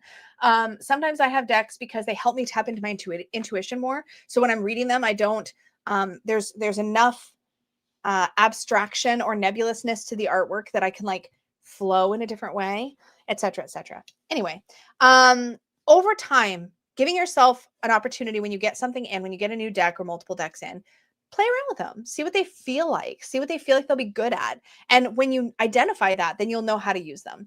I also, though, like to play with my tarot. So I've got, right now I'm using the Tarot of Echoes that I'm using for our next deck roulette. So I created a series called Deck Roulette on the channel, and in that we're playing a solo role-playing game called, what's it called? I'm trying not to like have to peek, but it's right here. Auspex. It's called Auspex. You can literally play solitaire with your cards. Like it's up to you. But if you're the type that you want to always be using them for spiritual work, then the question is, what type of work is this going to help me do? And then what I typically do is if I'm about to do a reading for myself, you actually just watched me do it in real time. If I'm about to do a reading for myself, I'm going to ask myself, what is the best tool for the job? It's no different than having a carpenter having all their different tools, or a carver or a painter. Which paint is appropriate for this project? Do I want to work with something loosey-goosey like watercolor, or something more heavy and rich like oil or acrylic? What am I going to work with? Which paintbrush am I going to use? It's going to help you identify what's right for the job. That's exactly what felt right for this shadow work spread, was to pull UJT and UJO, because I knew that they would support, but they also confront. They're in that sweet spot where they're a little bit pokey and confronting, but they always give you the encouragement and the empowerment to go along with it. And I know that because obviously I created them, but also because I work with them regularly. So you won't know that about a deck unless you're working with it. So one thing I did in the beginning, and if you go back into my old content, and listen, y'all, I wasn't as comfortable on camera back then, but if you go back to my older original content, like, because I keep all my videos up on the channel, if you go way, way, way, way, way back to the beginning, you'll see that one of the things I did was weekly deck reviews. And so the way that I liked to do in my practice, and still do all the time, is I put all my tarot decks into a wheel of names. It's literally wheelofnames.com. It's a website. I load them all in there and I save that list. I think I log in with my Google account or something, and I save that list. And then I do the same thing with my Oracle decks. And so if I'm like not sure what I want to work with this week, I'll spin the wheel. This is literally what I do in deck roulette, by the way, but I'll spin the wheel, pull a tarot, and then I'll spin the wheel again and I'll pull an oracle, and that's my pairing for the week. And I did that for forever. So if you go and look at my weekly deck reviews, a lot of times that was just me randomly pairing. Because I get a lot of decks in, though, I keep the decks I haven't worked with yet in a separate spot. And so if I haven't ever worked with it, either to read for other people or to read for myself, it's set aside. And then what I do is when I'm trying to think of something to work with, I pick from that spot first and work with something from there, unless I'm feeling something specific. Like we're about to get into like December, and I'm going to be wanting to work with my Yuletide tarot because it's the season. But if I'm not in something seasonal, seasonally specific, or if I'm not feeling a particular need, I'll pull something from the decks I haven't worked with yet, and I'll work with them together. And then I'll play with them, and I'll get to know them, and I'll feel out their energy, and then I'll get an idea of how they're going to work.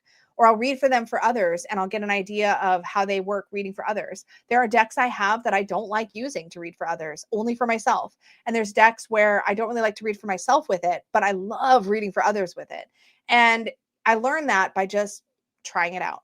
So the Wheel of Names, or you can do something similar by just writing, depending on how many decks you have. For me, the Wheel of Names is easy because I keep a spreadsheet of my decks and I can just copy and paste. But if you don't have that, every time you get a deck, write the name of the deck on a piece of paper, put it in a big jar or a bowl. And when you're not sure what you want to work with that day, just pull something out of the bowl. And that will give you an opportunity to try different decks in circumstances you might not have thought to try them. That's one of the reasons why I created the Deck Roulette series, is to show you, like, just randomly throw stuff together, see how it works, see what happens, experiment, see what you think. It's a great way to check in with the things you have, because if you're anything like me, and not everybody is obviously, but if you're anything like me, then over time, you might find that a deck that every time you pulled it, it spoke to you and it worked beautifully. 2 years from now, you might pull that same deck and realize it is done. Your time with that deck is done. You don't reach for it anymore. You have no desire to work with it anymore, and it's not working. That's why I do collection and declutter series on the channel, because sometimes I haven't reached for something for a long time. I've kind of forgotten about it, or it's, just not one I ever find myself in, like, proactively reaching for. And so seeing it in a collection video is my reminder. Oh, I have this. What do I think about this? Why haven't I been reaching for this? Do I want to reach for it again and like remind myself? Or is it time to maybe let that go? Because for me, it's very normal for some decks to be like total long-term relationships and some to be like little flings. And that's totally fine. It's totally fine. Peggy and I say it all the time, but sometimes you have a deck for a reason, a season, or a lifetime. So spending the time to pay attention to that, really great. But I used to answer your question about how do you balance it, in the beginning, I had this goal. I was not going to have any more than 52 tarot decks and any more than 52 oracle, because then I at least can rotate them out throughout the year at least once a week. I could work with them, right? And I let go of that a long time ago because I realized that I was holding myself to this weird standard instead of giving myself permission to use what I want when I want. So I stopped doing that. But that can be useful for some people. But I highly encourage you to somehow find a way to randomly select a deck some of the time and see what happens. It's a great practice and it gives you an excuse to reach for things you might not otherwise. But yeah, rotate. Something else I do is I make sure that I can see all my decks. If I can't see them all, I will forget about them. So now mine hang on the wall. And if you can see here, I'll make my screen big so you can see better. They literally hang on the wall, right? So I can see it. I know it's there and it's more visible to me. Some of you might do better with like decks stacked neatly on shelves. Actually, behind me, you can see here, this is where I have decks I haven't worked with yet. I tend to clutter them up around here currently. Top basket is decks I've worked with in the past or this month until I do my next monthly deck review. Second basket is things that have come in for my next recent deck roundup. And third basket is overflow, usually for the second basket. But yeah, that's my system. But yeah, like the trick really is at the end of the day, just playing around, but keep things visible, because if it's tucked into the back of a shelf somewhere, you will forget about it. Maybe you have a system where you open a drawer and you can see the top of each box in the drawer. So you know what's there. Every time you go, you can see everything. If you can't see everything, I'm not saying it's a bad thing. Some of us collect just to collect. I have a storage shelf in my walk-in closet. That shelf contains my stored decks. These are decks I know I don't want to work with, but I also want to keep. These are my collected decks.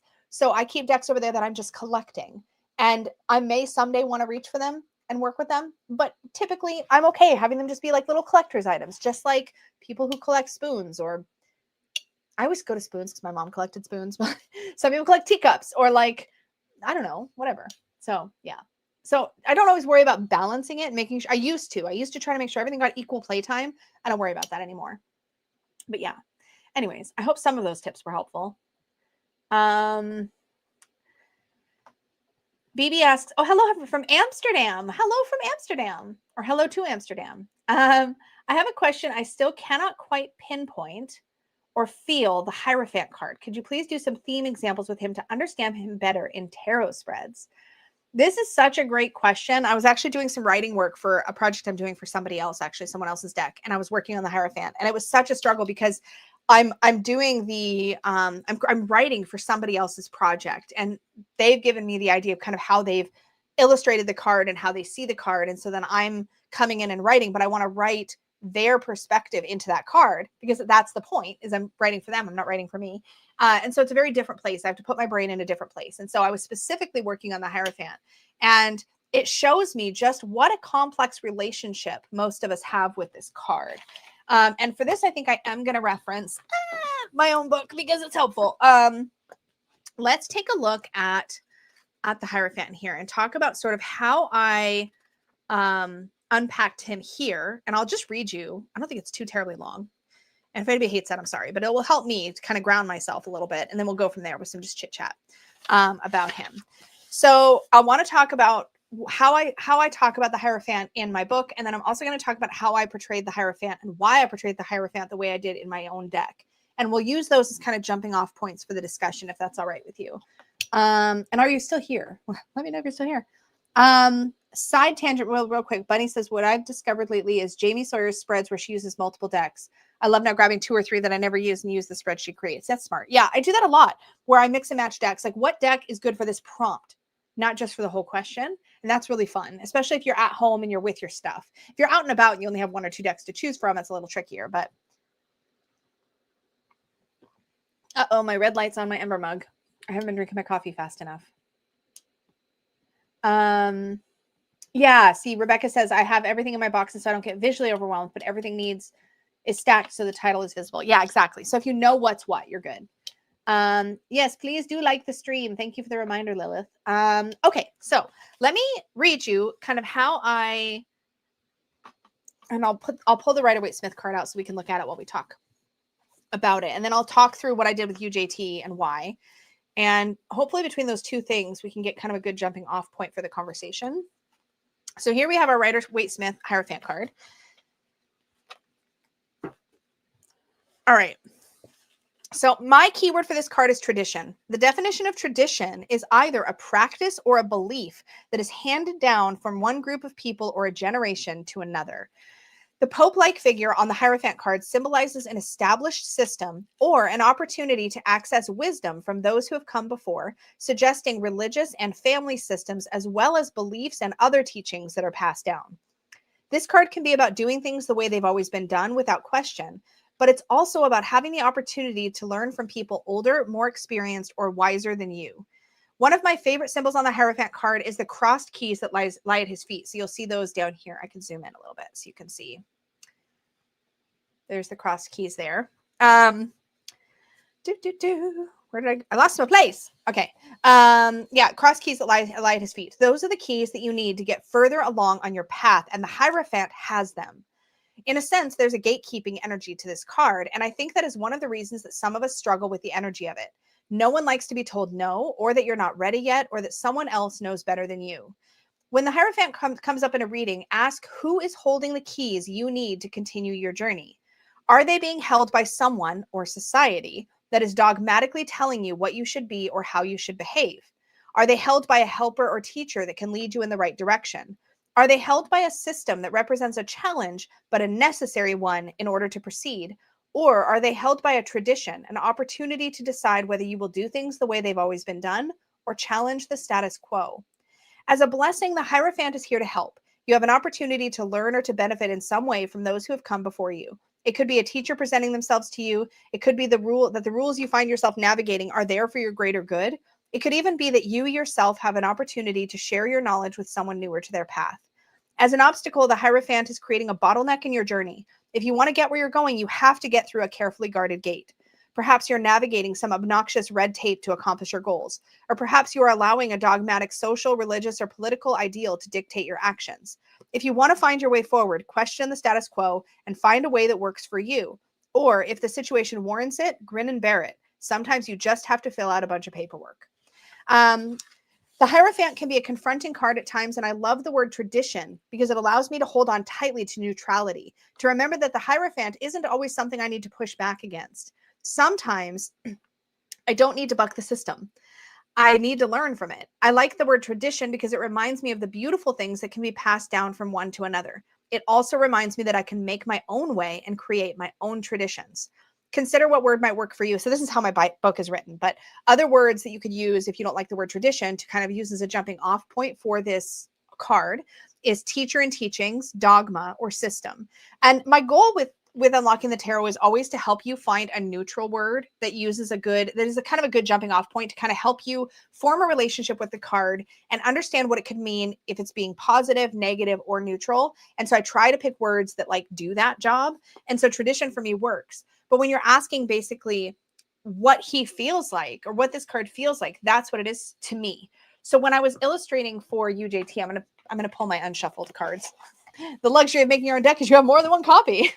And just show you mine. And so you can kind of see what I was going for here. And I'm going to zoom us back in, obviously, because you need to be able to see it.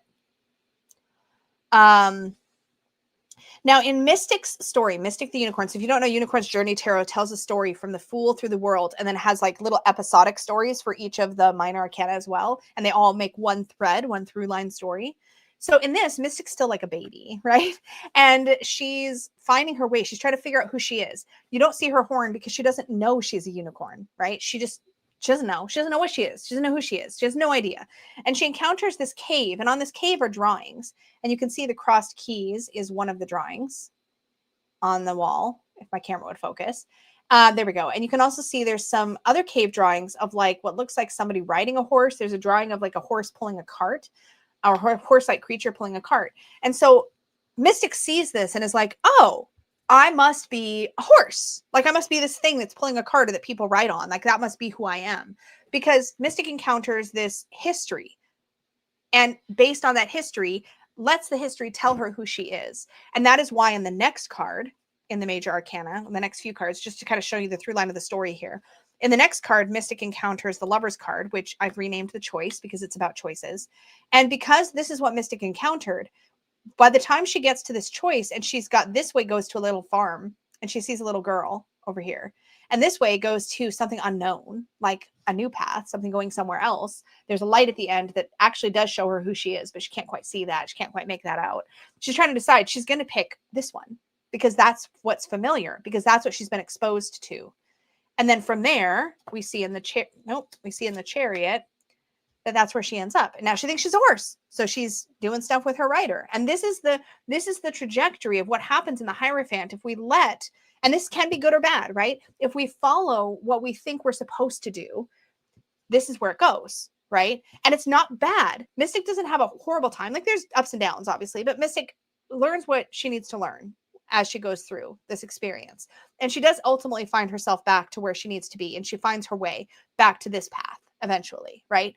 But the punchline is that the Hierophant kind of gives us an opportunity to follow some sort of charted course. It just may not be the one that's right for us. And we don't know that yet necessarily. And so when you kind of get this card in a reading, you have this opportunity to ask yourself, what is the Hierophant representing for me? What tradition, rule set, structure, or system is directing my behavior or actions right now? And is that for my greater good or isn't it? And based on that kind of a conversation you can have with yourself about the card and what it maybe is saying to you in a particular reading, you can decide what the appropriate next steps are for you. It might be that you need to buck the system, or it might be that you're trying to fill out like immigration or tax paperwork and you just need to follow the rules to get where you need to go. There is an awareness that there's gatekeeping here, but you don't have to engage with that necessarily. But you might have to in order to get to the other side. You might have to follow a prescribed path, like going to college to get a degree so that you can teach those first graders you want to teach. But maybe you don't want to teach first graders. Maybe you just want to teach in general and you find a different way to scratch that itch. And so this is like asking you to engage with the tension of that question. Does that make sense? So yeah. I don't usually read an entire entry, but I think in this case it made sense. But a lot of troubleshooting the tarot kind of came about because of my work on this book and doing and creating my courses for my website. Kind of all of that was kind of happening in a short, like not all at the same time, but like it was all from there. Anyway, so hopefully that was helpful. The scepter is also a useful reminder for me as tradition. Yeah, the scepter for sure. But yeah, what I pay attention to is that there's supplicants. So there's two people who are listening to this teachings, and then there's these keys that you need to get to the other side. Those are kind of the key visuals I tend to hone in on. And in my, actually, just since we're having the conversation, I'll give you a little peeky peek at the artwork for my, if I can, I think I can, for my next tarot deck, which is called Convocation of Witches Tarot. And I'll show you what the Hierophant card looks like in that deck. So that you can see, hello, how I chose to represent the same energy there. Why am I doing this? I'm like literally Googling the name of my deck. That's not going to do me any good, Lisa. It's not out in the world yet. Whoa. Okay, so I'm just going to go here and then here and then, aha, here we go. I got it. Okay. Let me hide that and that. Okay. Let me share my screen.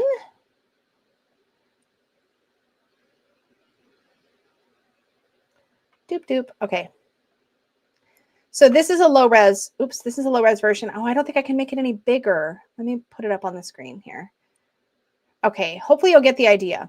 But the story that goes along with this card, we have all the witches in the convocation are older. But here we have the oldest witch. These are two slightly younger ones.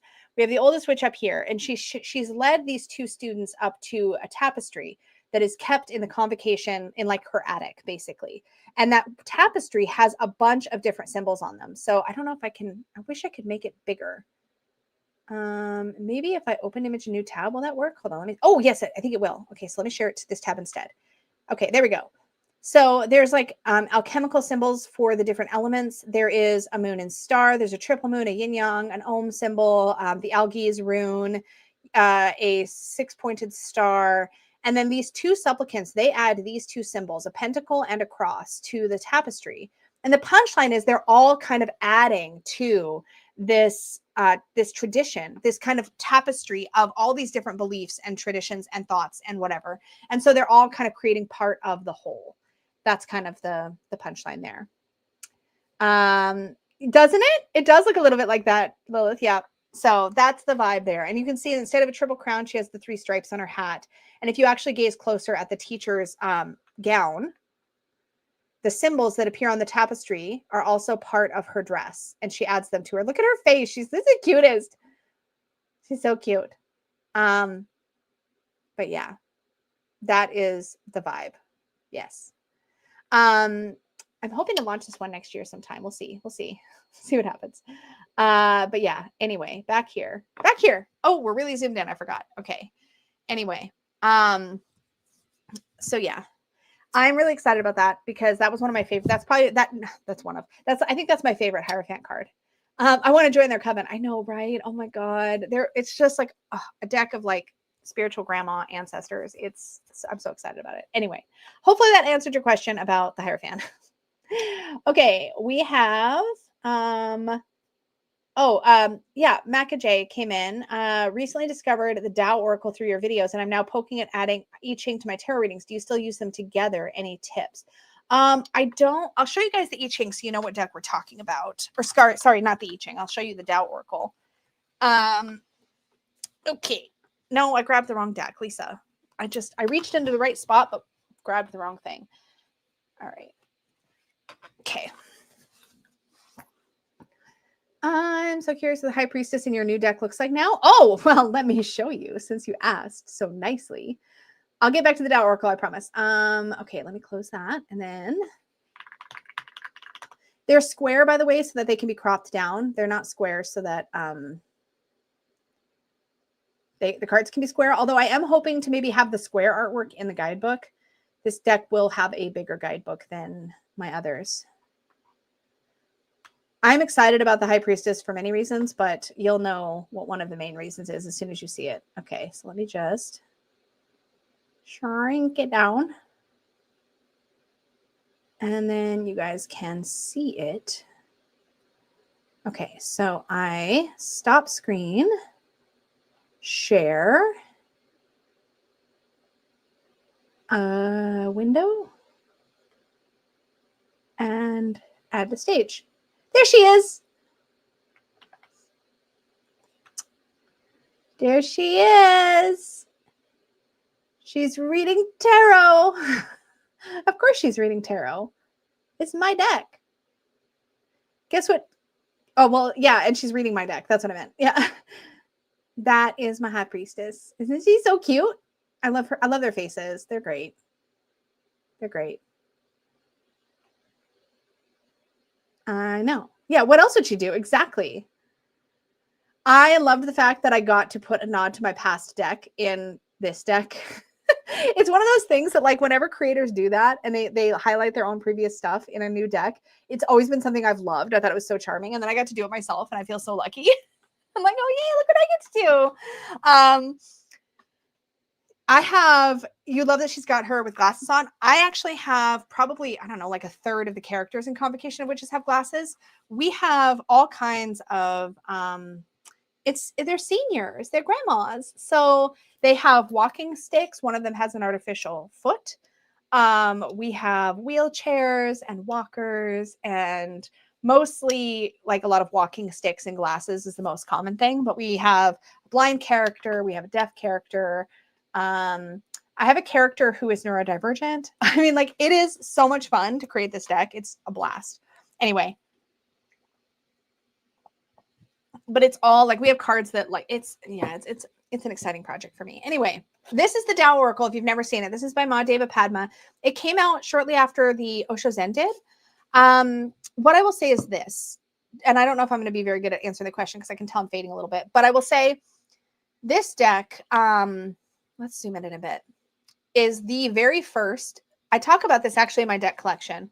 You'll see it come up in December. I'm hoping to have all of the rest of my 2025 deck collection finished in December on my channel. So there'll be a lot of collection videos coming out over the coming month because it's a 2025 collection and I didn't want it to roll over into 2026. Anyway, this is the Oracle deck that taught me what an Oracle deck could be as far as being a balanced system. And in a lot of ways, exposure to this deck in my 20s is definitely what gave me such a strong desire to build an Oracle deck of my own that was balanced, that had shadow, neutral, positive. Because the thing is, this Oracle deck is based on the I Ching, and therefore the I Ching is 64 hexagrams.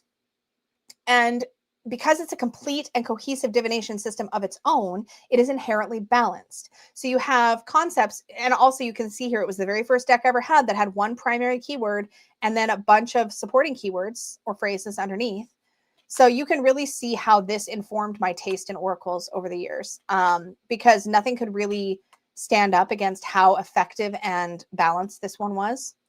And it remains one that is good like that. I mean, I would say that from a purely personal aesthetic standpoint, my Unicorn's Journey Oracle now fills this slot perfectly for me, but this 100% was an inspiration to me in what kind of a deck I wanted to create. So I think it's really, really well done. But it's really well done because it's based on a system. It's like if you encounter an Oracle deck based on the tarot. Well, you know tarot is inherently balanced. Therefore, an Oracle deck based on the tarot would be inherently balanced. It's just, but then you're just really just making another tarot. You know what I mean?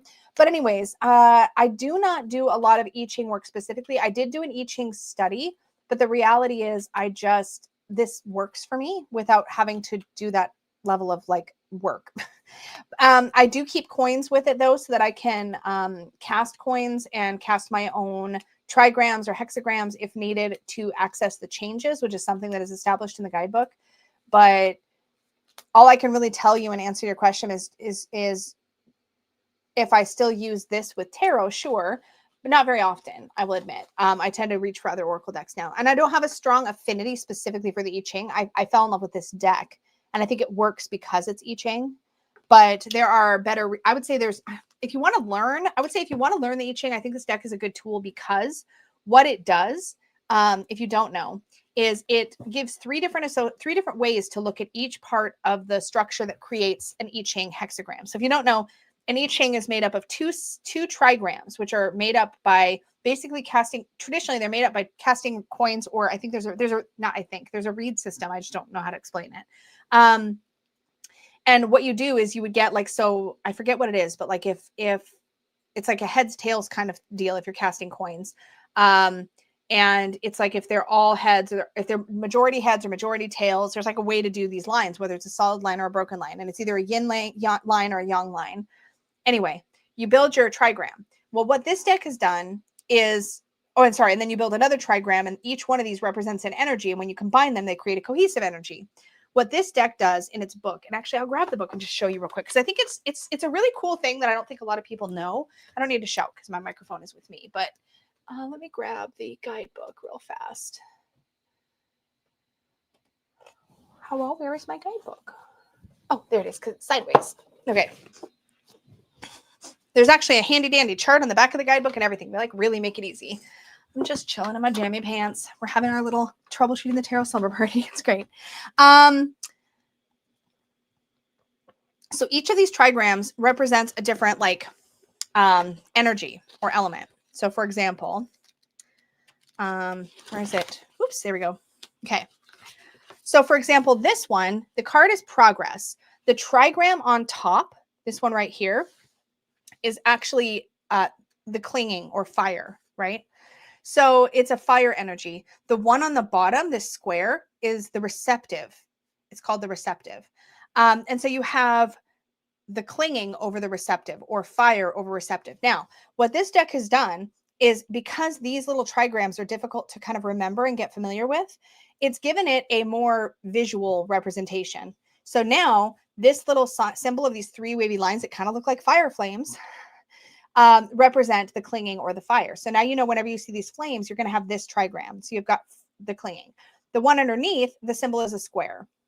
So now you've got square for the receptive and fire for the clinging or the fire, right? And then they've also assigned a color. So you have yellow for the fire, for the clinging, and you have black for the square. So anywhere you see black on the bottom of this little symbol up top here, this little yin yang symbol, anywhere you see black, bottom or top, you're going to know you're going to be dealing with this receptive energy, right? So then what they've done is on the back here, it's actually kind of cool. It's like a little chart. So you can see both colors and everything else. So here we have yellow over black. So that's right here. Number 35, which this is card 35. And so it's made up of this trigram and it's this one over this one. So this is the top, this is the bottom. And that's how you map it out and you can figure it out. What's neat about that is it really teaches you the components that make up this energy. So this is clinging energy over receptive energy, and that gives us progress.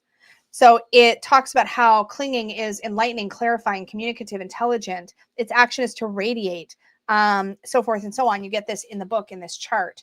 And then you look at the receptive and you say that it's yielding, supportive, devotional, intuitive, and its action is to give away. And so you can like learn these different energies and then you start to see how they blend. So then the next card, here's another one. Oh, how interesting. This is exactly the same thing, but reversed. So now you have the clinging beneath the receptive. So here you have progress. You're going from receptive to like opportunity.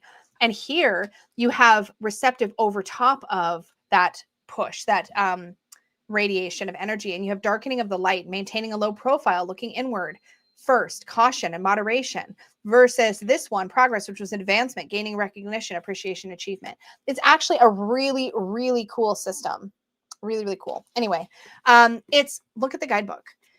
And there's a whole system where when you get into it and you're reading an entry, it walks you through this process called casting for the changes. So you get the card you pulled, you cast coins, you build a new, you see what changes when you cast the coins or if it stays the same. And if it changes the trigram as you cast coins, you then go to whatever new card you've just cast coins for, and you'll read the section called accessing the changes, or called the changes, and whatever line changes on that, you'll read that entry. It's very cool. It's very cool. So like if I were to cast next to this and I found that my line 4 and my line 6 changed, then I would go access that information and get it's so beefy. It's really quite a lot. It's definitely, this is one I would love to do a member study on. I think it'd be really cool. It'd be really substantial, but it'd be really cool. And this is a mass market deck, so it is accessible. So keep me posted, y'all, if you ever want to do that. Anyway, that's the Doubt Oracle. Very cool. All right, we're going to have a last call for any questions I may have missed. I don't see any in here, but if I have missed your question or I didn't get to you, throw it in now, and we'll see. But I probably only have the time/energy for a couple more. Haven't actually used it with tarot. I wouldn't know how to incorporate both. It would be interesting to try, though. This Tao Oracle, you totally can work with it with tarot the same way you would a tarot card. You just pull. Okay, let me back up. I like to pull an Oracle card, especially something that substantial. I'd pull one as like my overall energy to answer my question. And then I would pull tarot. I feel like Oracle in this case does a good job of giving us overview energy.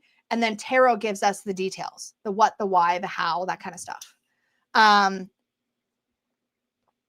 So yes, if you're in the membership, don't let me forget, next poll, I think I know what's going to do well in my next poll. So it'll have to be the one after that. So we'd probably be looking at, I've already got my poll done for the February, March study. So we'll probably be looking further out, like April, May. So yeah, just somebody don't let me forget when it's time to do a new poll.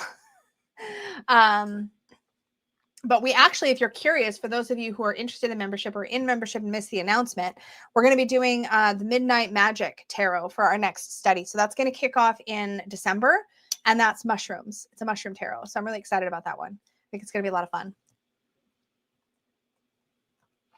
I can't believe I didn't finish my coffee this whole 2 hours I've been here. Like ridiculous. So my coffee's almost getting cold. And I have an ember mug. I have no excuse. Oh, yes. And this too, Mac J says, I first cast the coins to get a hexagram card and then consider that the theme for my tarot spread. That is brilliant. But you can use it just out of the box like any Oracle deck as well. So yeah, it's really fun to do. It's really fun to work with, and it's very, very balanced, as I said. So I think that alone makes it just a really good one. It's one of those that I've talked about before. If I could only have, until my Unicorn's Journey Oracle, honestly, if I could only have one Oracle deck forever and ever and ever, that one would be one of my top picks, just because it's so balanced. The only downside is it visually doesn't match with everything. I mean, neither does mine, but I feel like mine matches with more things, but maybe that's just because of my aesthetic. I don't know. We'll be doing shrooms together for a couple months, says Michelle. Yeah, pretty much. This one is my shuffled UJT, which I keep in a bag, and my unshuffled one lives on my shelf. So that I have an unshuffled tarot and an unshuffled oracle, so that I can always reach for it during these streams or whatever. Did I grab the right one? Why am I always worried that yeah, this is the unshuffled. Is the shuffled. Yeah, the Mushroom Tarot study is going to be a lot of fun. Yes, Barb, that is such an excellent point. Let me highlight this comment. Benabel Wen has lots of info available for I Ching. If you really want to deep dive into that, and she shows the traditional system with like doing the reads, the counting of the reads and all that to get your trigrams. I find the coin method is the quick and dirty method is easier. But yeah, she's got wonderful resources. If you have her book, any of her books, Holistic Tarot, or the Book of Maps, she's got a ton of I Ching info in both of those. She has her own I Ching deck, which I had for a long time and worked with and really enjoyed. I don't know if she still sells it. She may or may not. It may have been a temporary thing, but she has the art from that deck and the information in it in the back of Book of Maps, and I'm pretty sure also in Holistic Tarot. I know for sure Book of Maps, but now I don't remember 100%. But anyway, I hope this one was helpful, you all. I hope you enjoyed hanging out. I will probably clip out the shadow work and the stalker card and maybe one or two other videos and throw them on the channel in the coming month or so. And I love doing these. I don't think I'll have one of these in December. I will probably be back again for one of these lives in January. So keep your eyes peeled for that. Why